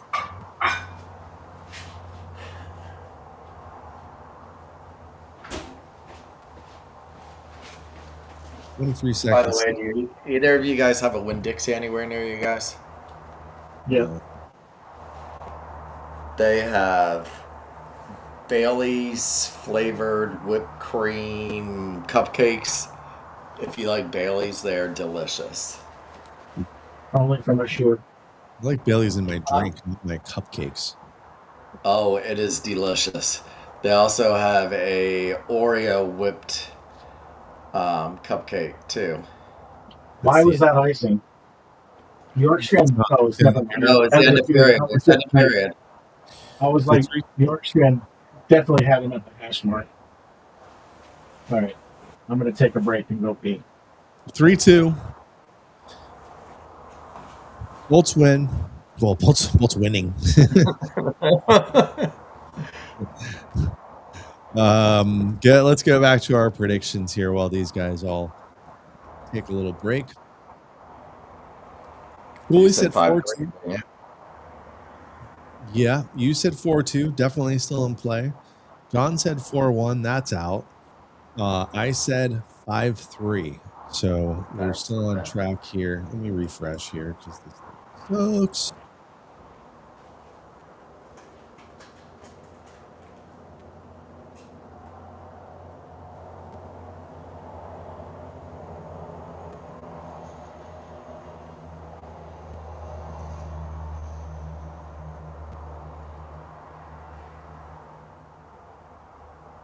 Live on TNT and HBO Max.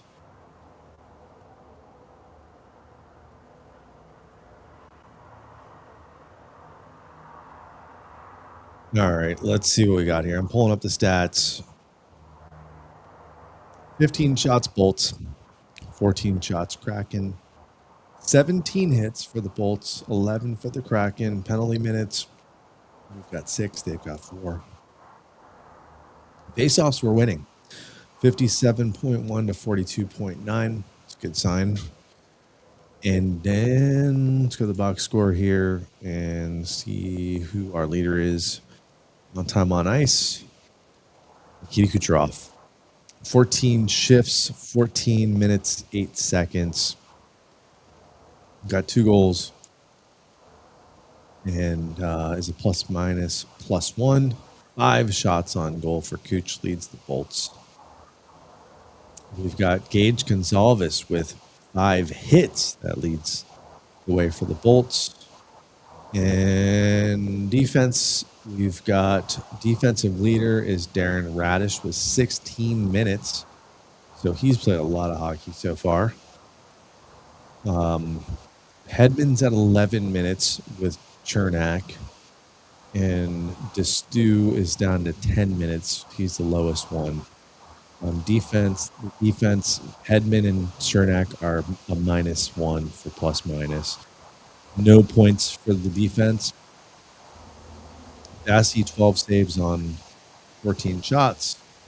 Going down to Seattle, their leader is nope. I thought it was Chandler Stevenson, but no, it is Jordan Eberle. 13 minutes on the ice, has 1 assist, +1.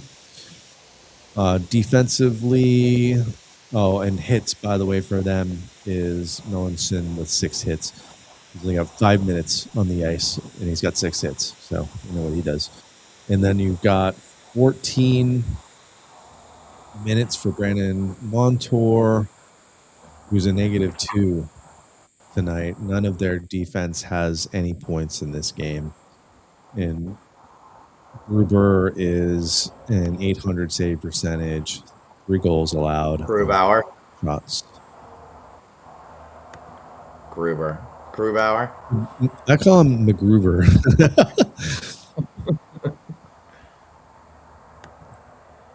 So, closer game than we would like.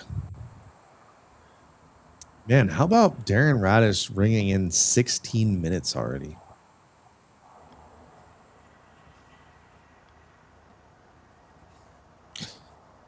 Did you see?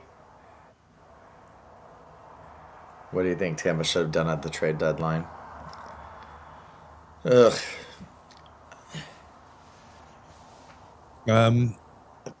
Honestly, Eric and Thomas convinced me on our show a couple weeks ago that we should have got Trocheck. Yeah. Nobody got him. They wanted too much. So did you see Jay retweeted it 12 hours ago, but Nathan McKinnon yesterday talking not being happy with his team right now? No. We've been making so many mistakes. We've been making so many mistakes. We've had a lot of new guys and a lot of old guys out. 7D, I don't like 7D.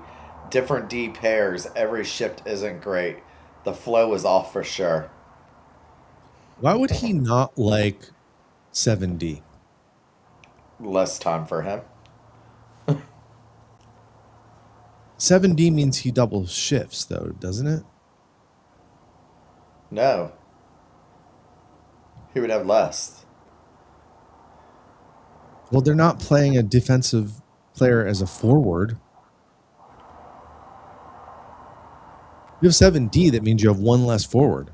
So who's playing the extra time on forward? They're not playing a defender at forward. They're playing him. No. He apparently doesn't like it. He's always been a whiner. But that's also, there's a hint of leadership there too. Right? Where they're still the best team in the league. Standings wise, right? So Bolt's breakdown just said he's watching us. Survive the long change. Got to close it out. How about Gonzo? He's a great forechecker, quick hands, elite vision. We're just gonna make a Listen, Boomer. Anytime we talk shit about a player, except for Hedman, they always do good afterwards. All right, so who are we got to talk shit about that's going to score the game-winning goal or the next goal for the Bolts? I think I gotta keep going after point. Like, I'm sick of this guy not shooting the puck until he gets in. Corey Perry's got to be in the mix here somewhere. He's been in every game, somewhere in the mix. Yeah, but he's played 8 minutes. He's barely even playing. You know what's crazy? This is crazy. Gonzalez has played 8 minutes and 5 seconds this game. It feels like he's played 15 minutes this game. Token Dave said Ratties do. He is. I agree. I think York's fans going to score me. Yeah, right. If someone, one of the old Yanni. Seattle guys, Yanni. I'm still gonna pick on Point a little bit. I think he He needs said we to. need to talk more shit about Yanni or Bjorky, and let's get a revenge goal to close us out. I could see that happening.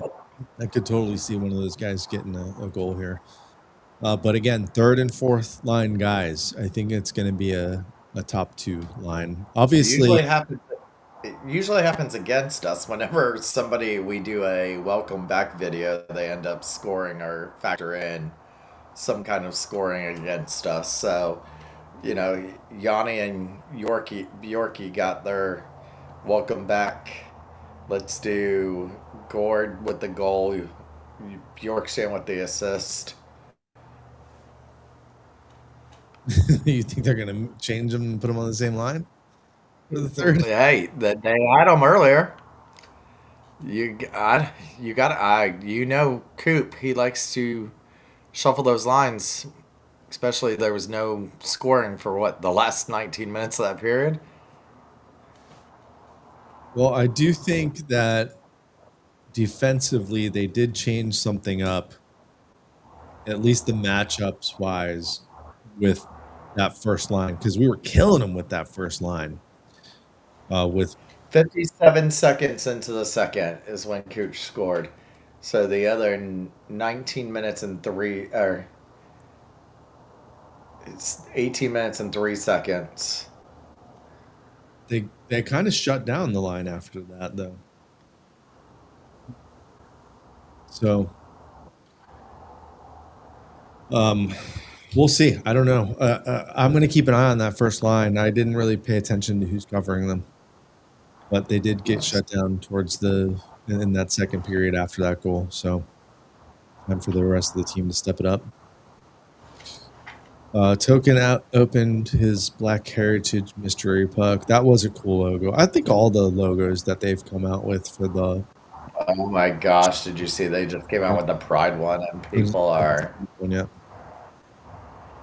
Someone commented. So, are you gonna do a woman's jersey, a Black History jersey?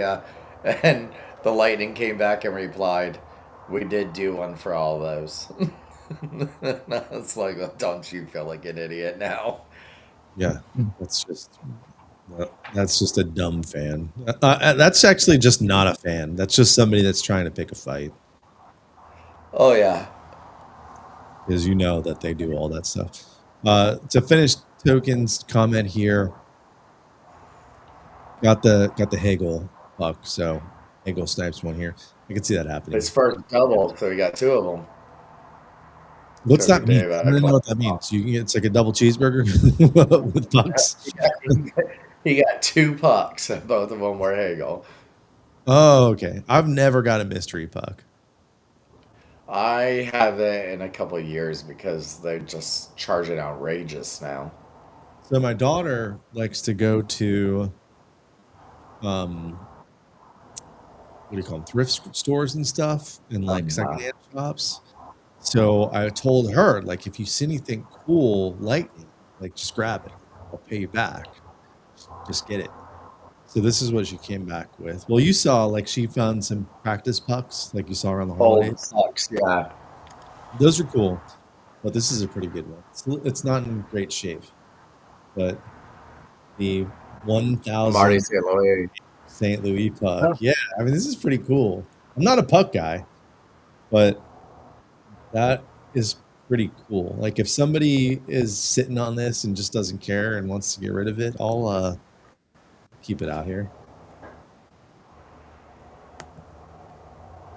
Marty St. Louis was my favorite player before this current generation. That's a good question for you guys. Before the current generation, which I kind of consider 2015 to today, last 10, 11 years, who was your favorite Lightning player?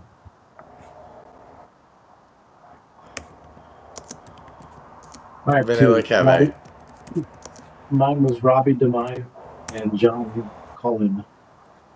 Well, you're going way back. Way back, way back. Mm-hmm. I wasn't even a Lightning fan back in those days. I didn't live here. My original was Chambers. Chris Chambers. Chris Chambers. Yeah. That was like the Someone's got a 93.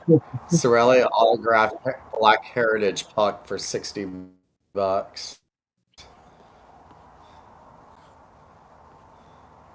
Dennis Savard, Kristen Jen. That's a good one. I don't know. Savard only played less than a full season, or did he play a season and a half? Maybe. Yeah, season and a half. That wasn't that's current generation though, wasn't it? Or is that a different Savard? I'm thinking. He's talking about Denny Savard. He came over from Chicago. Mark Savard, right? Mark is the defenseman. Yeah, that won a couple of those. Mark Savard's the one that played I don't defense know. for us. Basically, Yeah. if it was Denny Savard was the spinorama guy that came over from Chicago. if it was before 2000, like I came right after Vinny. It was Vinny, Shooter, and then everything else happened. I remember going to games. I remember going to a game, and the only time still to this day where I was just hanging out afterwards, after the game, where the players all walk out. And back then, nobody was there. So these guys would just walk home. And I remember meeting Marty and Collimore. I think it might have been Collimore. Walking home. And I talked to him for a couple minutes. And this was before Marty was Marty. Nobody knew who he was. It was like, this little guy plays hockey? And the next season he wins MVP. Like within the next 2 seasons. He was an unbelievably fun player to watch. I still think you got to put Cooch in front of Marty all time. Like, Cooch is going to end up being the best player in franchise history. If he stays here. I don't know. Maybe. Which, by the way, this offseason, they're going to hopefully extend him. It's going to happen this offseason. But I think he'll go down as the best ever.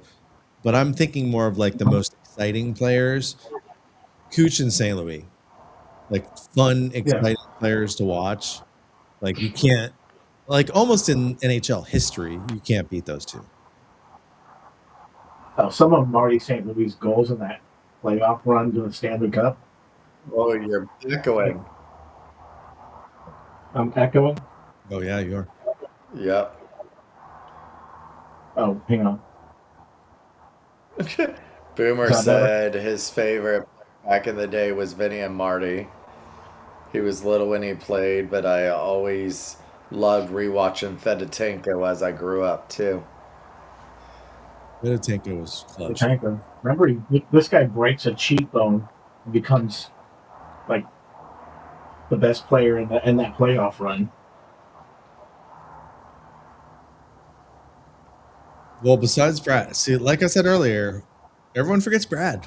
Everyone forgets Richard. It's like he was such a key piece, especially when he was on fire in Token Dave Ciccone was fun to watch. I mean, Dinger was fun to watch for the team. And we've got the opportunity to now interview him twice. And Andre. He's good. Wall. I mean, think about it. Those two guys were on the same team. Yeah. They had the same job, essentially. No, the third has not started yet. Third should be starting here soon. You got to time it up with us. We're a little behind. Or just jump on the Discord. And by the way, we will be live tomorrow night, 7 o'clock. I'm going to kick it off with my new co-host, Deandra Lou. Thomas Schooley needs a new job now. Thomas will. Oh wait, this was a job? Yeah, remember all the perks you get? See my MS hoodie from Sonia? Sonia gave me this. This is the most comfy hoodie I've ever had. good because this is the last taste of winter, hopefully, that we're gonna have. No, we'll get one more. All right, Esteban is up there in Maryland. Favorite Lightning players: Vinny in St. Louis. Even though it was before I got into ice hockey and Lightning, like I am now. No, yeah, I lived in Maryland. The first time I ever heard of the Tampa Bay Lightning, it was because a kid on my bus when I lived in Maryland had a Tampa Bay Lightning starter jacket, the pullover, the classic pullover starter jacket. And this would have been like 92, 93. Like, I don't think this kid had any ties to Tampa. I think he was like, oh, that's a cool logo. That's a cool team. And everyone was getting starter jackets back then. So I just remember that kid wearing that starter jacket. And then I went to my first Lightning game when I moved down here, and nobody was going back to games back then. And I really became a fan when I went. I had broken my leg from playing hockey, and I went in the elevator, and one of the staff members was like, hey, you shouldn't be sitting up there. And they gave me like center ice tickets, like somebody on the staff with the Lightning. I'm sure they're not there anymore. This was a long time ago. And then from that moment on, I was like, you know what? I'm going to cheer for this team. I'll live here now. Because I grew up going to Capital games at the Cap Center. That was the first hockey games that I'd been to. So people that work at the arena, the things, and the game's getting started here, so tune in. But the things that you do and the way that you treat fans does matter. 28-1-0 after leading through 2 periods for the Bolts. All right, so yeah, here we go. We're at 1920. Yeah, I thought this was going to happen. Here's the fight. Yanni. Gordo. Welcome back, Yanni. That was a dirty hit by him, so like I think Myers. Yanni and Myers. Yeah, and Yanni is definitely outmatched here. Myers is a little bit bigger than him. But Yanni's got some good shots. Yanni's taking that. Yanni. Oh, I'm so curious if he's getting cheers right now. There's got to be some people in Seattle that are like, oh, yeah, we missed that guy. He was outmatched, but he won that fight. He did. Listen, my buddy Mason is there at the game.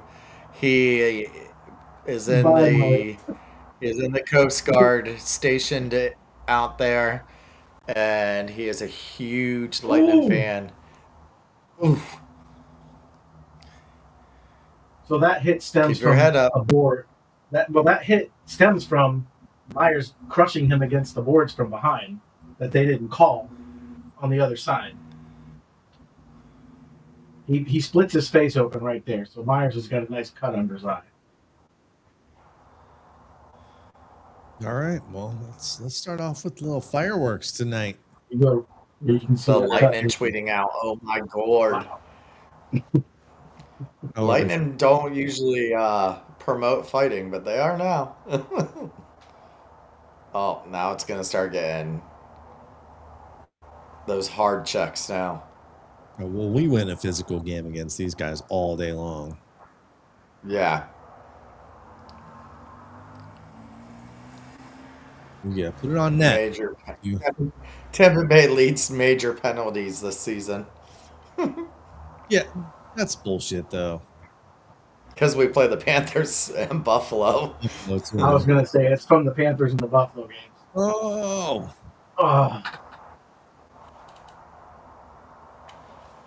Man, I am lagging like crazy. Is your feed lagging? Nope, it's you. It's like your mic. Is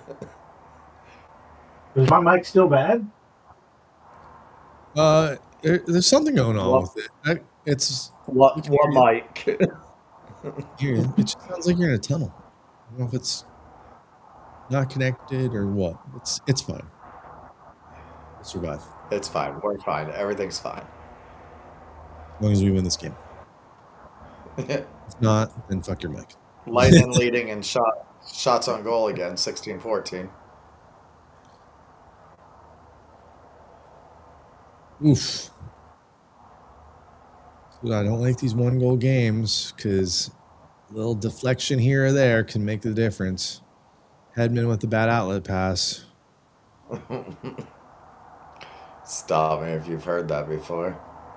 No, he usually does that well.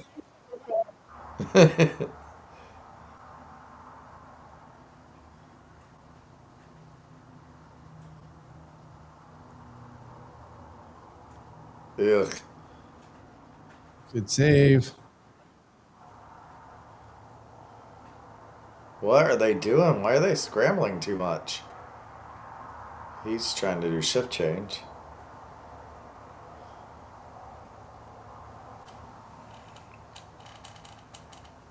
Oh, turnover. Yeah, that's how we scored that second goal. We haven't had the same forecheck that we had in the first period. That's for sure. And I wonder if that's something that they talked about in intermission because, yeah, that forecheck just stopped in the second. That was Bjorkstrand. Horrible giveaway there. Old ass Corey Perry bringing it in. That's the worm. That's my only problem with Perry is he's noticeably slow as well. But that's fine. If he can just make it to the front of the net and deflect some goals in. Right. The Walker can only go so fast on that ice. He still has better angles than Hedman. And honestly, I think Nick Paul slows down the team a little bit too, if you're talking about team speed. He's not the quickest. Yeah, yeah. But I think he's a bigger guy, though. I Here we think that's go. his problem. Ooh!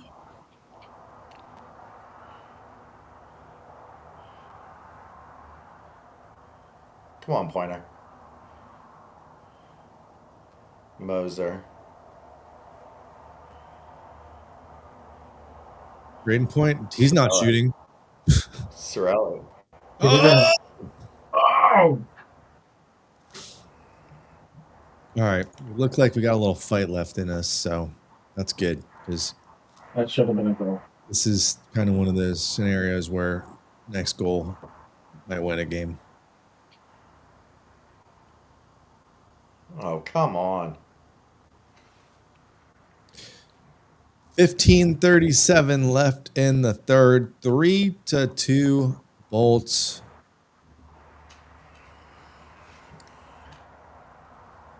The Lightning have only won one game, or only. There's a goal. Anthony Sorelli. 4-2.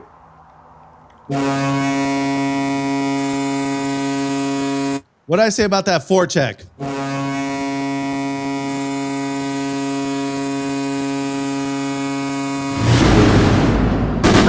16 goals.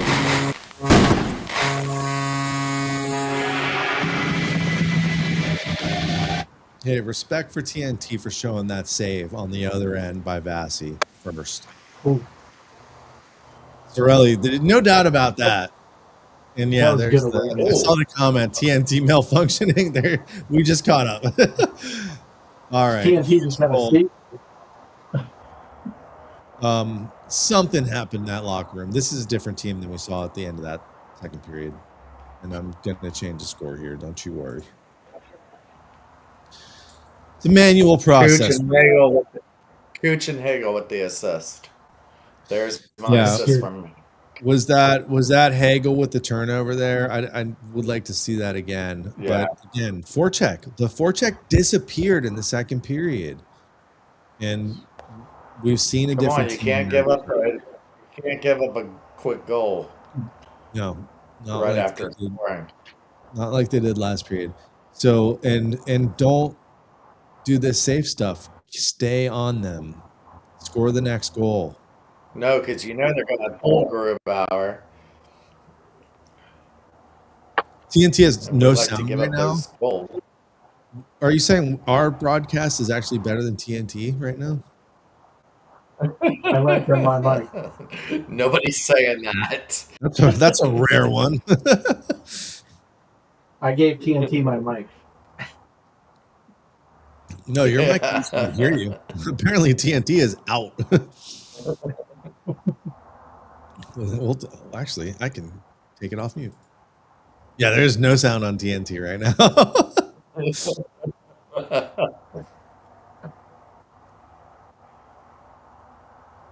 Please stand by. Technical difficulties. No, rotate up.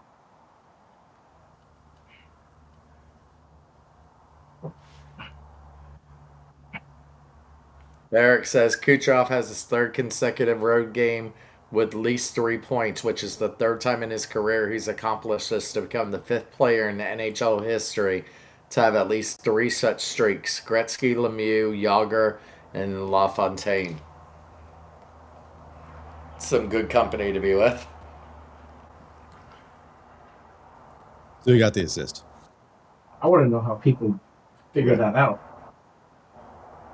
Well, they got crazy stat. That guys. Listen, they have the guys that can tell you how many times they scratch their balls during the damn thing. That's a baseball stat, okay? They have every damn stat there is. He spit the most in Major League Baseball this year. That's a nice play. Oh, come on, Gage. It was a nice kick, though, to keep it away. Yeah, that was nice. I will give Gage that. Good job. Good shot again. Oh! I should have had that one. See, totally different. When you start forechecking, it's a totally different game. Oh, there we go. It's okay. Dump it in. Make the change. Good shift here by the second line. We need the second line to start scoring some goals because obviously that first line is going to stay together.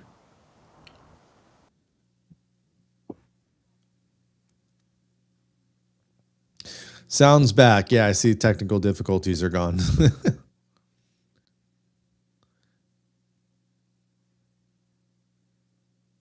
I still tweeted about it, though, just to talk a little crap.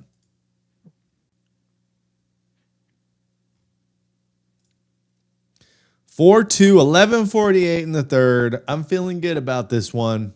How are you guys feeling? Oh, we're good. We'll get in that. Well, I like how they're still on the attack. Let's pull up some stats here. I want to see where Cooch is at in the whole race, the points race here.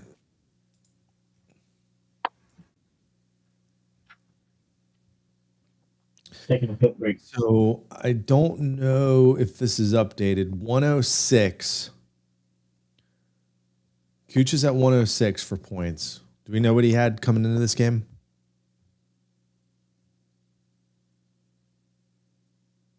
No? While John's gone, let me pull this up. What was that? Cooch has 106 points. I don't know if this is real time updated on NHL.com. McKinnon's at 110. McDavid's at 115. Do you think McDavid? Yes. Do you think McDavid will slow down or score more? Yeah. Oh, yeah. Without Draisaitl, yes. McKinnon's going to keep going. McDavid hypothetically goes down. But hey, it hasn't always been who leads the league in points, who wins MVP. Saw a goalie win last year. Yeah. That was bullshit. All right, so here we go. By the way, if you are just joining us now, not our regular show. We do a regular show on Wednesday nights. It is me and Deandra Liu, my co-host, tomorrow night. And maybe we'll have guest Thomas Schooley join us at some point. But we'll talk to Deandra, who is with the Hockey News, the Hockey Writers. Figure it out by tomorrow night at 7. And we'll talk to her about the last week of Lightning hockey. And then I am probably going to be back on Thursday night. I don't know if these guys will be with me. Maybe Tate will be on. But we'll probably be back. I'll probably be back Thursday night at 10 o'clock, enjoying a Lightning game versus the Vancouver Canucks. All right, 11:25 left in third period. The Bolts are in their zone, keeping that forecheck up. There was definitely a good talking to in that second intermission because this team is not the same team that finished that second period.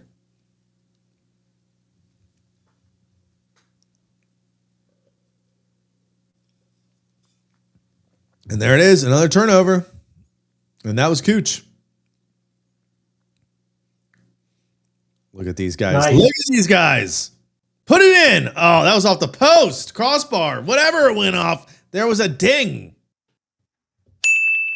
Didn't sound like that, but you get the point. It's close. I see for these games, I need a whole separate set of sound effects. I need the crossbar sound. I need some more Espo. What is going on? I don't need that. I need like the Espo groan that you get on the radio. Maybe some laugh tracks. No, we don't need laugh tracks. Oh, there it is. 109. So they did not include that 3 points. They just showed it on TV. And there's a crossbar or a post for Seattle. So 109. And McKinnon was still at 110, I think, there. Did they play tonight? That's a bad turnover. Did he miss the net there? He missed everything.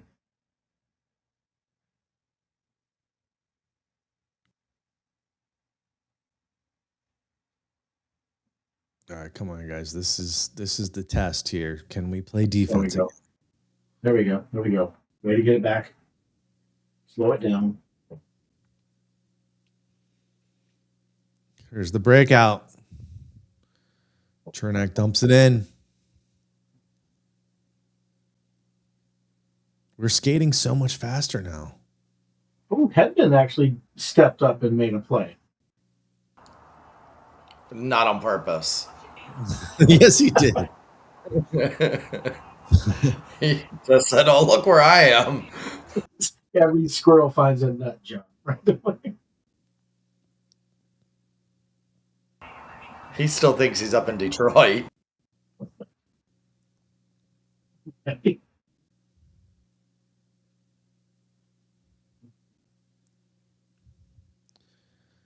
Killing them here in their own zone. They can't get it out. They do. And yeah, Radish lays the hit out. Here's that fourth line. Bjorkstrand, Paul, and Corey Perry.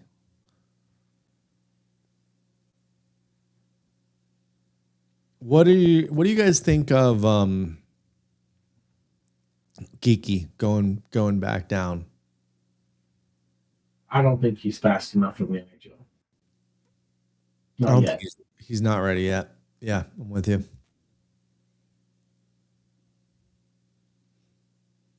He has to work on his decision. Did you say Geeky? Yeah. Yeah, like I said before, I don't think that he's going to. Oh, that's right. You're ready to trade him. He's ready right there. Listen, I actually agree with Tom. Like, I don't think he's a top prospect. I don't. I think he's not asking to stay down, as Token said. He was sent down because Paul gave that. Yeah, he's not a guy that's going to make. He kills it in the AHL. Is he a career AHL player? Listen, look at his brother. Look at his brother. Yeah, his brother's okay. His brother, late bloomer. Yeah, we'll see what Geeky that's does. what Homer said. But I mean, we don't want to compare brothers, really, and on teams. How dare we compare brothers? Look, Wayne Gretzky's brother. Enough said. Okay, what about? They're the highest scoring brother tandem in the NHL. Whose brother had 1 goal, 1 assist for the Lightning. Hughes, Shen, who was the Vancouver guys before in the early 2000s. The brothers? The brothers in Vancouver. Sedins? Sedins. Stalls. Yeah. I mean, there's 6 Stahl brothers. Connor Geeking does not make decisions fast enough to play in the NHL. He has moments. He has moments. Hasn't even played in 100 games yet, though. I'm not ready to trade him yet, but it depends on what you get from him. I'll tell you who I do not want them to trade is this guy in Finland who led the league, Ratianen. He's not signed, but he's drafted last year. O'Reilly's tearing it up too. Mm-hmm. Sam O'Reilly's been playing very well. O'Reilly. Listen, when that trade was made, I said immediately we got the best end of that deal. Well, and where's Isaac Howard? Exactly. Where's Mr. I'm NHL ready? Not the center of attention in Edmonton. Yep. 4-2. 7 minutes left in the third period. Let's see if the Bolts can close this out. Probably second to last commercial break here. It's 12:25 a.m. We've got this is the first of 4 straight 10 p.m. games. Let's go through it. Canucks at this point is tomorrow night. We'll be live later tonight at 7:00 with Deandra. We've got Saturday night with the Oilers. Can't promise you I'm going to go live for Saturday night. And then, no, it's an 8 p.m. versus Flames on Sunday. I don't understand why that Saturday game's not an afternoon game in Edmonton. To at least make it 7:00 here. Yeah. And then looking ahead, Bolts come back. If you can, if you want to go to a game right above John's head there, you can see our code. Strike 20 gets you $20 off SeatGeek. So if you're looking to go to a game next week or concert or anything coming up, Rays game, got some Rays games coming up. Go use our code and get $20 off your first time on SeatGeek.com. But we do have the Wild coming to town. That's going to be a good game. Wild always match up against us well. Quinn Hughes, awesome player to watch. 8 straight games at home. Yeah, we have a huge home schedule. Well, we've got the Wild. That's a 7:30 start time. You know I love those 7:30 home games. We've got the Kraken on Thursday, the 26th, coming back for the rematch. We got the Senators Saturday, the 28th. We got back-to-back Predators. Stamkos comes back to town. Schooley will be there. Nipples on the glass on Sunday, the 29th at 5. Then we've got the Canadiens coming to town on Tuesday. The Penguins on April 2nd. Don't forget the bucket hat. The Bruins April 4th.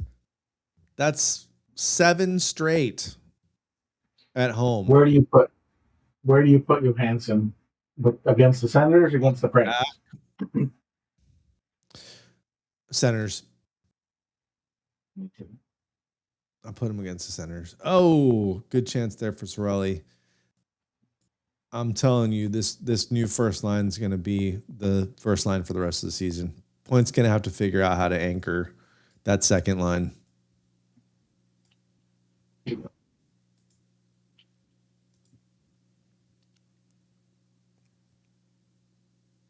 Covered. There we go.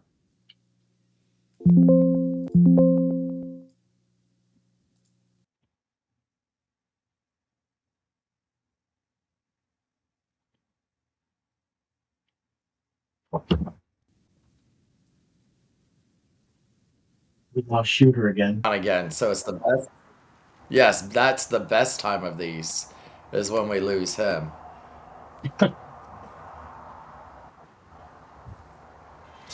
Says the guy who had the lowest rated show in Be the Thunder history.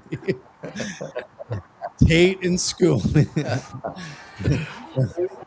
The only feedback that I've gotten is from my wife, who better not like that show.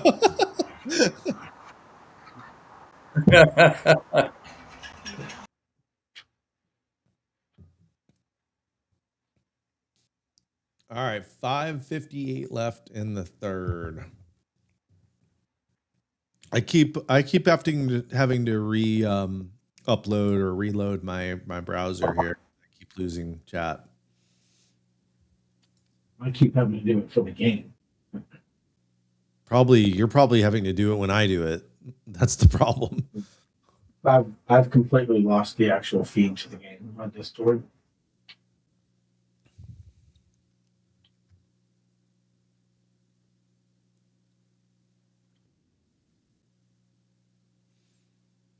To that prospect spring training, March Madness basketball. Yeah, hey, shout out to USF Bowls for making the tournament. I'm excited. That's Thursday afternoon. They're winning their tournament. They're my bracket buster. They are. They're going to beat Louisville. Yeah, I have them beating Louisville too. They look good. They look really good. That's not hard to do. Oh, okay, Mr. College Basketball. You even know what shape of basketball is? Listen, I have been to Duke to be a Camden indoor crazy twice in my life. I used to live right around the corner from Rupp Arena at UK. So yeah.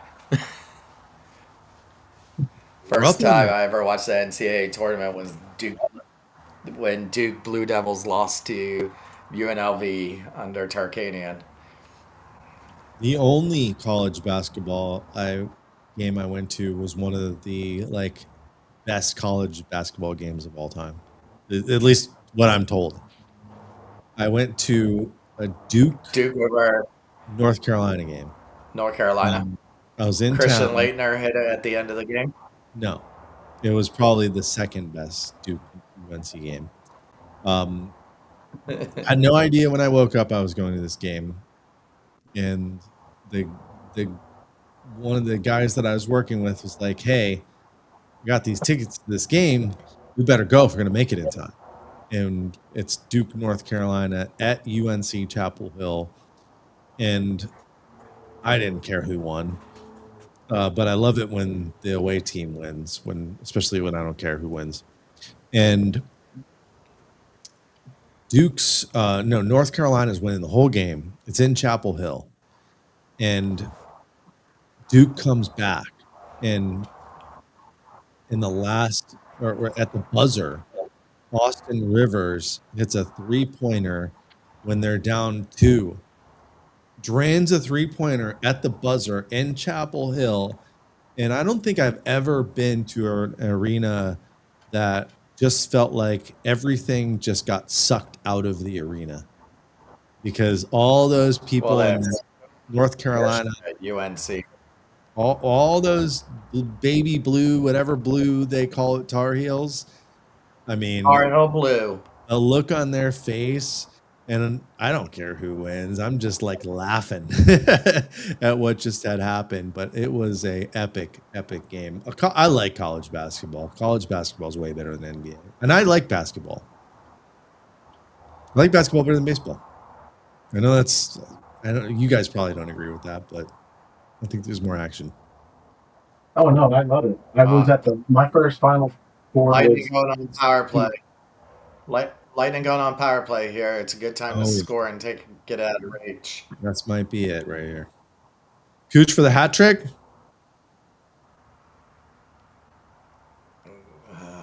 We like to feed guys for stuff like that. Stew. He hits McMahon hits the stew. I'll tell you what, I think college anything is better than pro anything. I think college football is better than pro football. Not college hockey though. But some of the traditions though, go to a game at Duke is insane to be an indoor crazy there. It is nuts. Even at Gator, the Connell Center, if you go there, it's nuts. USF has now started getting a tradition. Traditions at college sports are like no others. Yeah, I'm excited for USF. If they can keep basketball going, that will be exciting, because especially since Tampa's not a traditional basketball town, just because we never really had teams in basketball. That, in addition to the football stadium being built, and by the way, announcement here on the show, my son has declared he will be attending USF next fall. So I'm excited. Oh, nice. He's going to be going there, and I'll definitely be going to opening day at USF when they build that stadium, which I think is not this year, but the following year, 27. Yes. That'll be cool. That's going to be a very nice stadium. I was able to see some of the plans for it. Those players are going to be spoiled. People are going to want to come here to play football. Everybody's seen the plans for it. I saw the plans over a year ago, like detailed plans.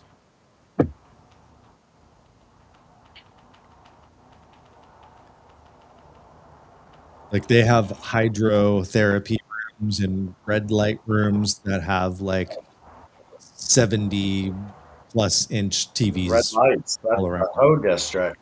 Red light therapy. Wrong country. It's going to be a amazing facility. And being on campus, hopefully they'll get a lot of people to show up. All right. Oh, come on, Yorkie. Get the hell off the ice. And I wonder if they tried to move Bjorkstrand or anyone else on the defense.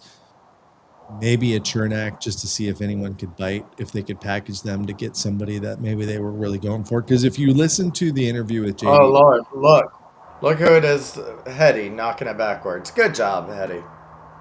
But if you listen to the interview with JBB. I think see Vassy down there. That means he's defending it. Nice, Hagel. Oh, there it is. Oh. There it is. There. Saw it coming. You saw it coming.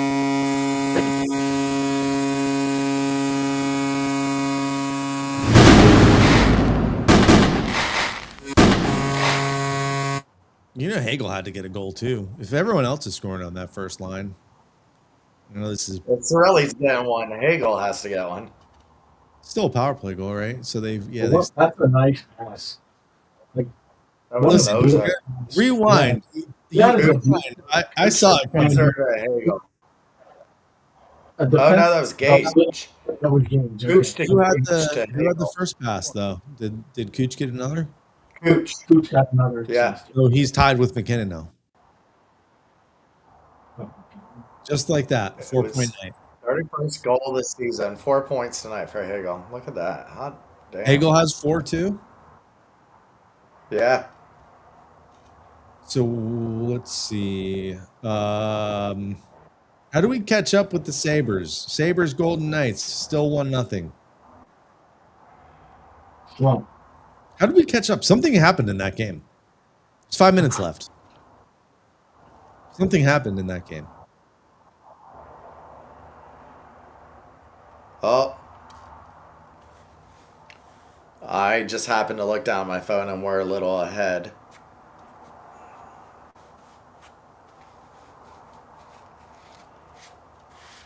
I mean, we're a little behind. Let's just say, how are we ahead? Look at that man going off the ice right there. Cooch is going to score another goal. Going on the ice. He's about to break his tie with McKinnon. Empty net.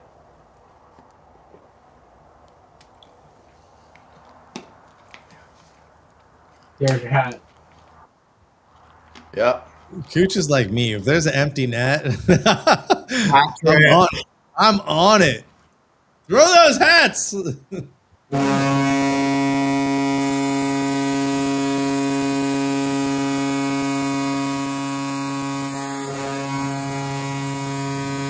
6-2.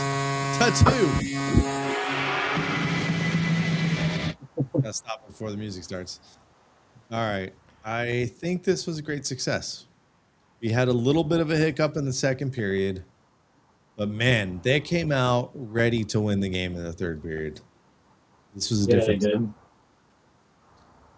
Tampa Bay Lightning are gold. Cooch looks like guy. Went off his own guy.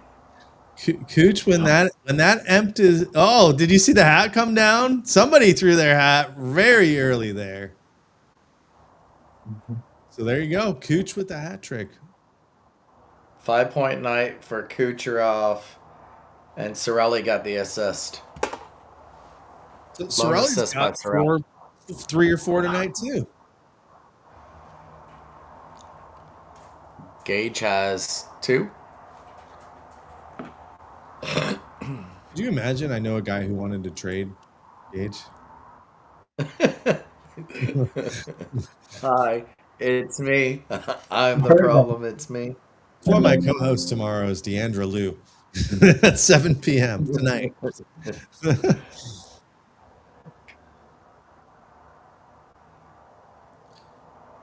All right. Well, this worked out well. MVP right there. Good period. It's got to be what they're talking about right now. It has to be, because he was so far behind the first month of the season with the slump. It's like he took off for a month and still he just literally took off. Yeah, like he wasn't in the conversation in the first month. He was how many points behind everybody? And was the only person not in the Olympics. Right, exactly. So he didn't get to play for those 2 weeks. Yeah. But yet he was skating every fucking day. I mean, and that's that you heard he didn't leave. This is one of the first years he didn't leave back to Russia or anywhere for the off season. He was doing ice at Brandon. Other players were coming to him to work out. We've heard work with other players. He went from 15 points in 10 games to 20 in 11 games in one night. So there's 4 behind McDavid now. Awesome. And I don't see McDavid going without Draisaitl as far as he's been going. Look at this. 30-goal seasons, 9. 40-goal seasons, 3. 100-point seasons, 6. Holy shit. Jesus. And rarely gets talked about. What round was he drafted in? He was second. He was still a second rounder. Was he? No, I thought he was like late round, but I thought he was 6th round. 5th or 6th round, I thought. Yeah, I could be wrong. You're wrong. I genuinely am. You're both wrong. It's okay.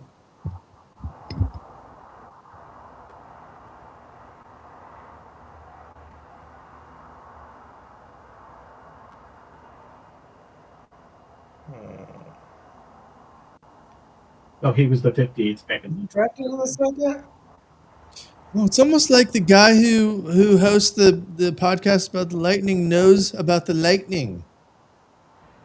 58th overall in 2011. At the second round? Just remind me about how that works. Shut up. You're going to break your own shoulder patting yourself that hard. My arm's not long enough. He doesn't get things usual right. Yes, I do. I do way more than I get credit for. It was Point that was a late round draft pick, right? Point was 3rd, I think. 3rd or 4th round. Yeah. It was the lot was really late. Johnson was undrafted. They've had plenty of guys that were very late picks. What a game, though.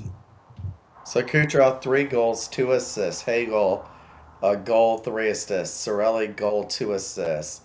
Gage, 2 assists. What did they take? Didn't he have the goal? No. Yeah. He just had the assist. First goal.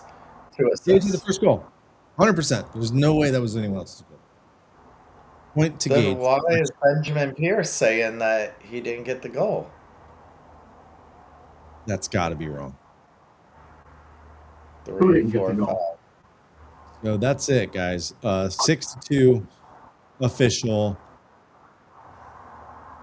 Kucherov getting his props. There it is. Gage celebrating right there, that first goal. There's no way they gave it to point. I mean, I guess it could have went off of a defender. He looks like he deleted that post. Yeah. I was going to say, right now, officially. Okay, yeah. He just changed it with a goal and 1 assist. Yeah. And Cirelli's goal, I mean, the third period was huge, obviously. Cirelli's goal to slam that one home, forecheck by Hagel, like that. This is how these guys need to play hockey for 60 minutes. So hopefully, most career bless me. Most career regular season playoff 5+ point performance by a European trained player in the NHL. Nikita Kucherov has 10. He is number 1 is Yari Curry 19. Stastny has 12. Nikita Kucherov has 10. Forsberg has 10. Nilsson 9 and Teemu Selanne has 9. All right, well, let's go to bed. It's almost 1 a.m. All right. These guys line number 1 had 12 points on 12 shots. And this was their first time together. Yeah. They played together before, but this is I'm sorry. a little bit of there was a little bit of rejuggling with these lines, and obviously I think we've got our lines here for this road trip, and we talked about it. I think it was Eric Erlandson that talked about how the team really got connected during some of the road trips earlier in the season. Maybe that repeats itself on this road trip. These 4 games, Western Canada, Seattle will include into that. This could be something that really turns around the trajectory of this team, and then they come home and play 7 straight games, and basically you're in the playoffs after that. So, and Tate, if you're still on watching, I was right. We went 2-1 in that 3-game span. The one game I said we would lose with Carolina.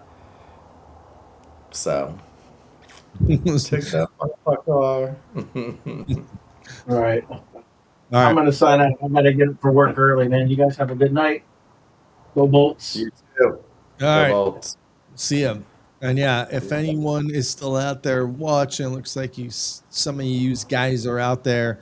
Join myself and Deandra at 7:00 tonight, Wednesday night. Schooley will join us when he can. And then I believe I'm going to probably be right back in the saddle here for Thursday night. Schooley, you're invited, obviously, and we'll watch, hopefully, the Bolts win 2 straight in Vancouver. Anything else to tell the people that are out there? We will not be posting this on the podcast feed. Yep. Nope. Thanks everybody for joining us. It was fun. We don't do this too often. So Bolts win 6-2 versus the Seattle Kraken. Remain dominant over this new franchise. Until tomorrow night or several hours from now, we'll see you later today. That's it? That's it. That's it.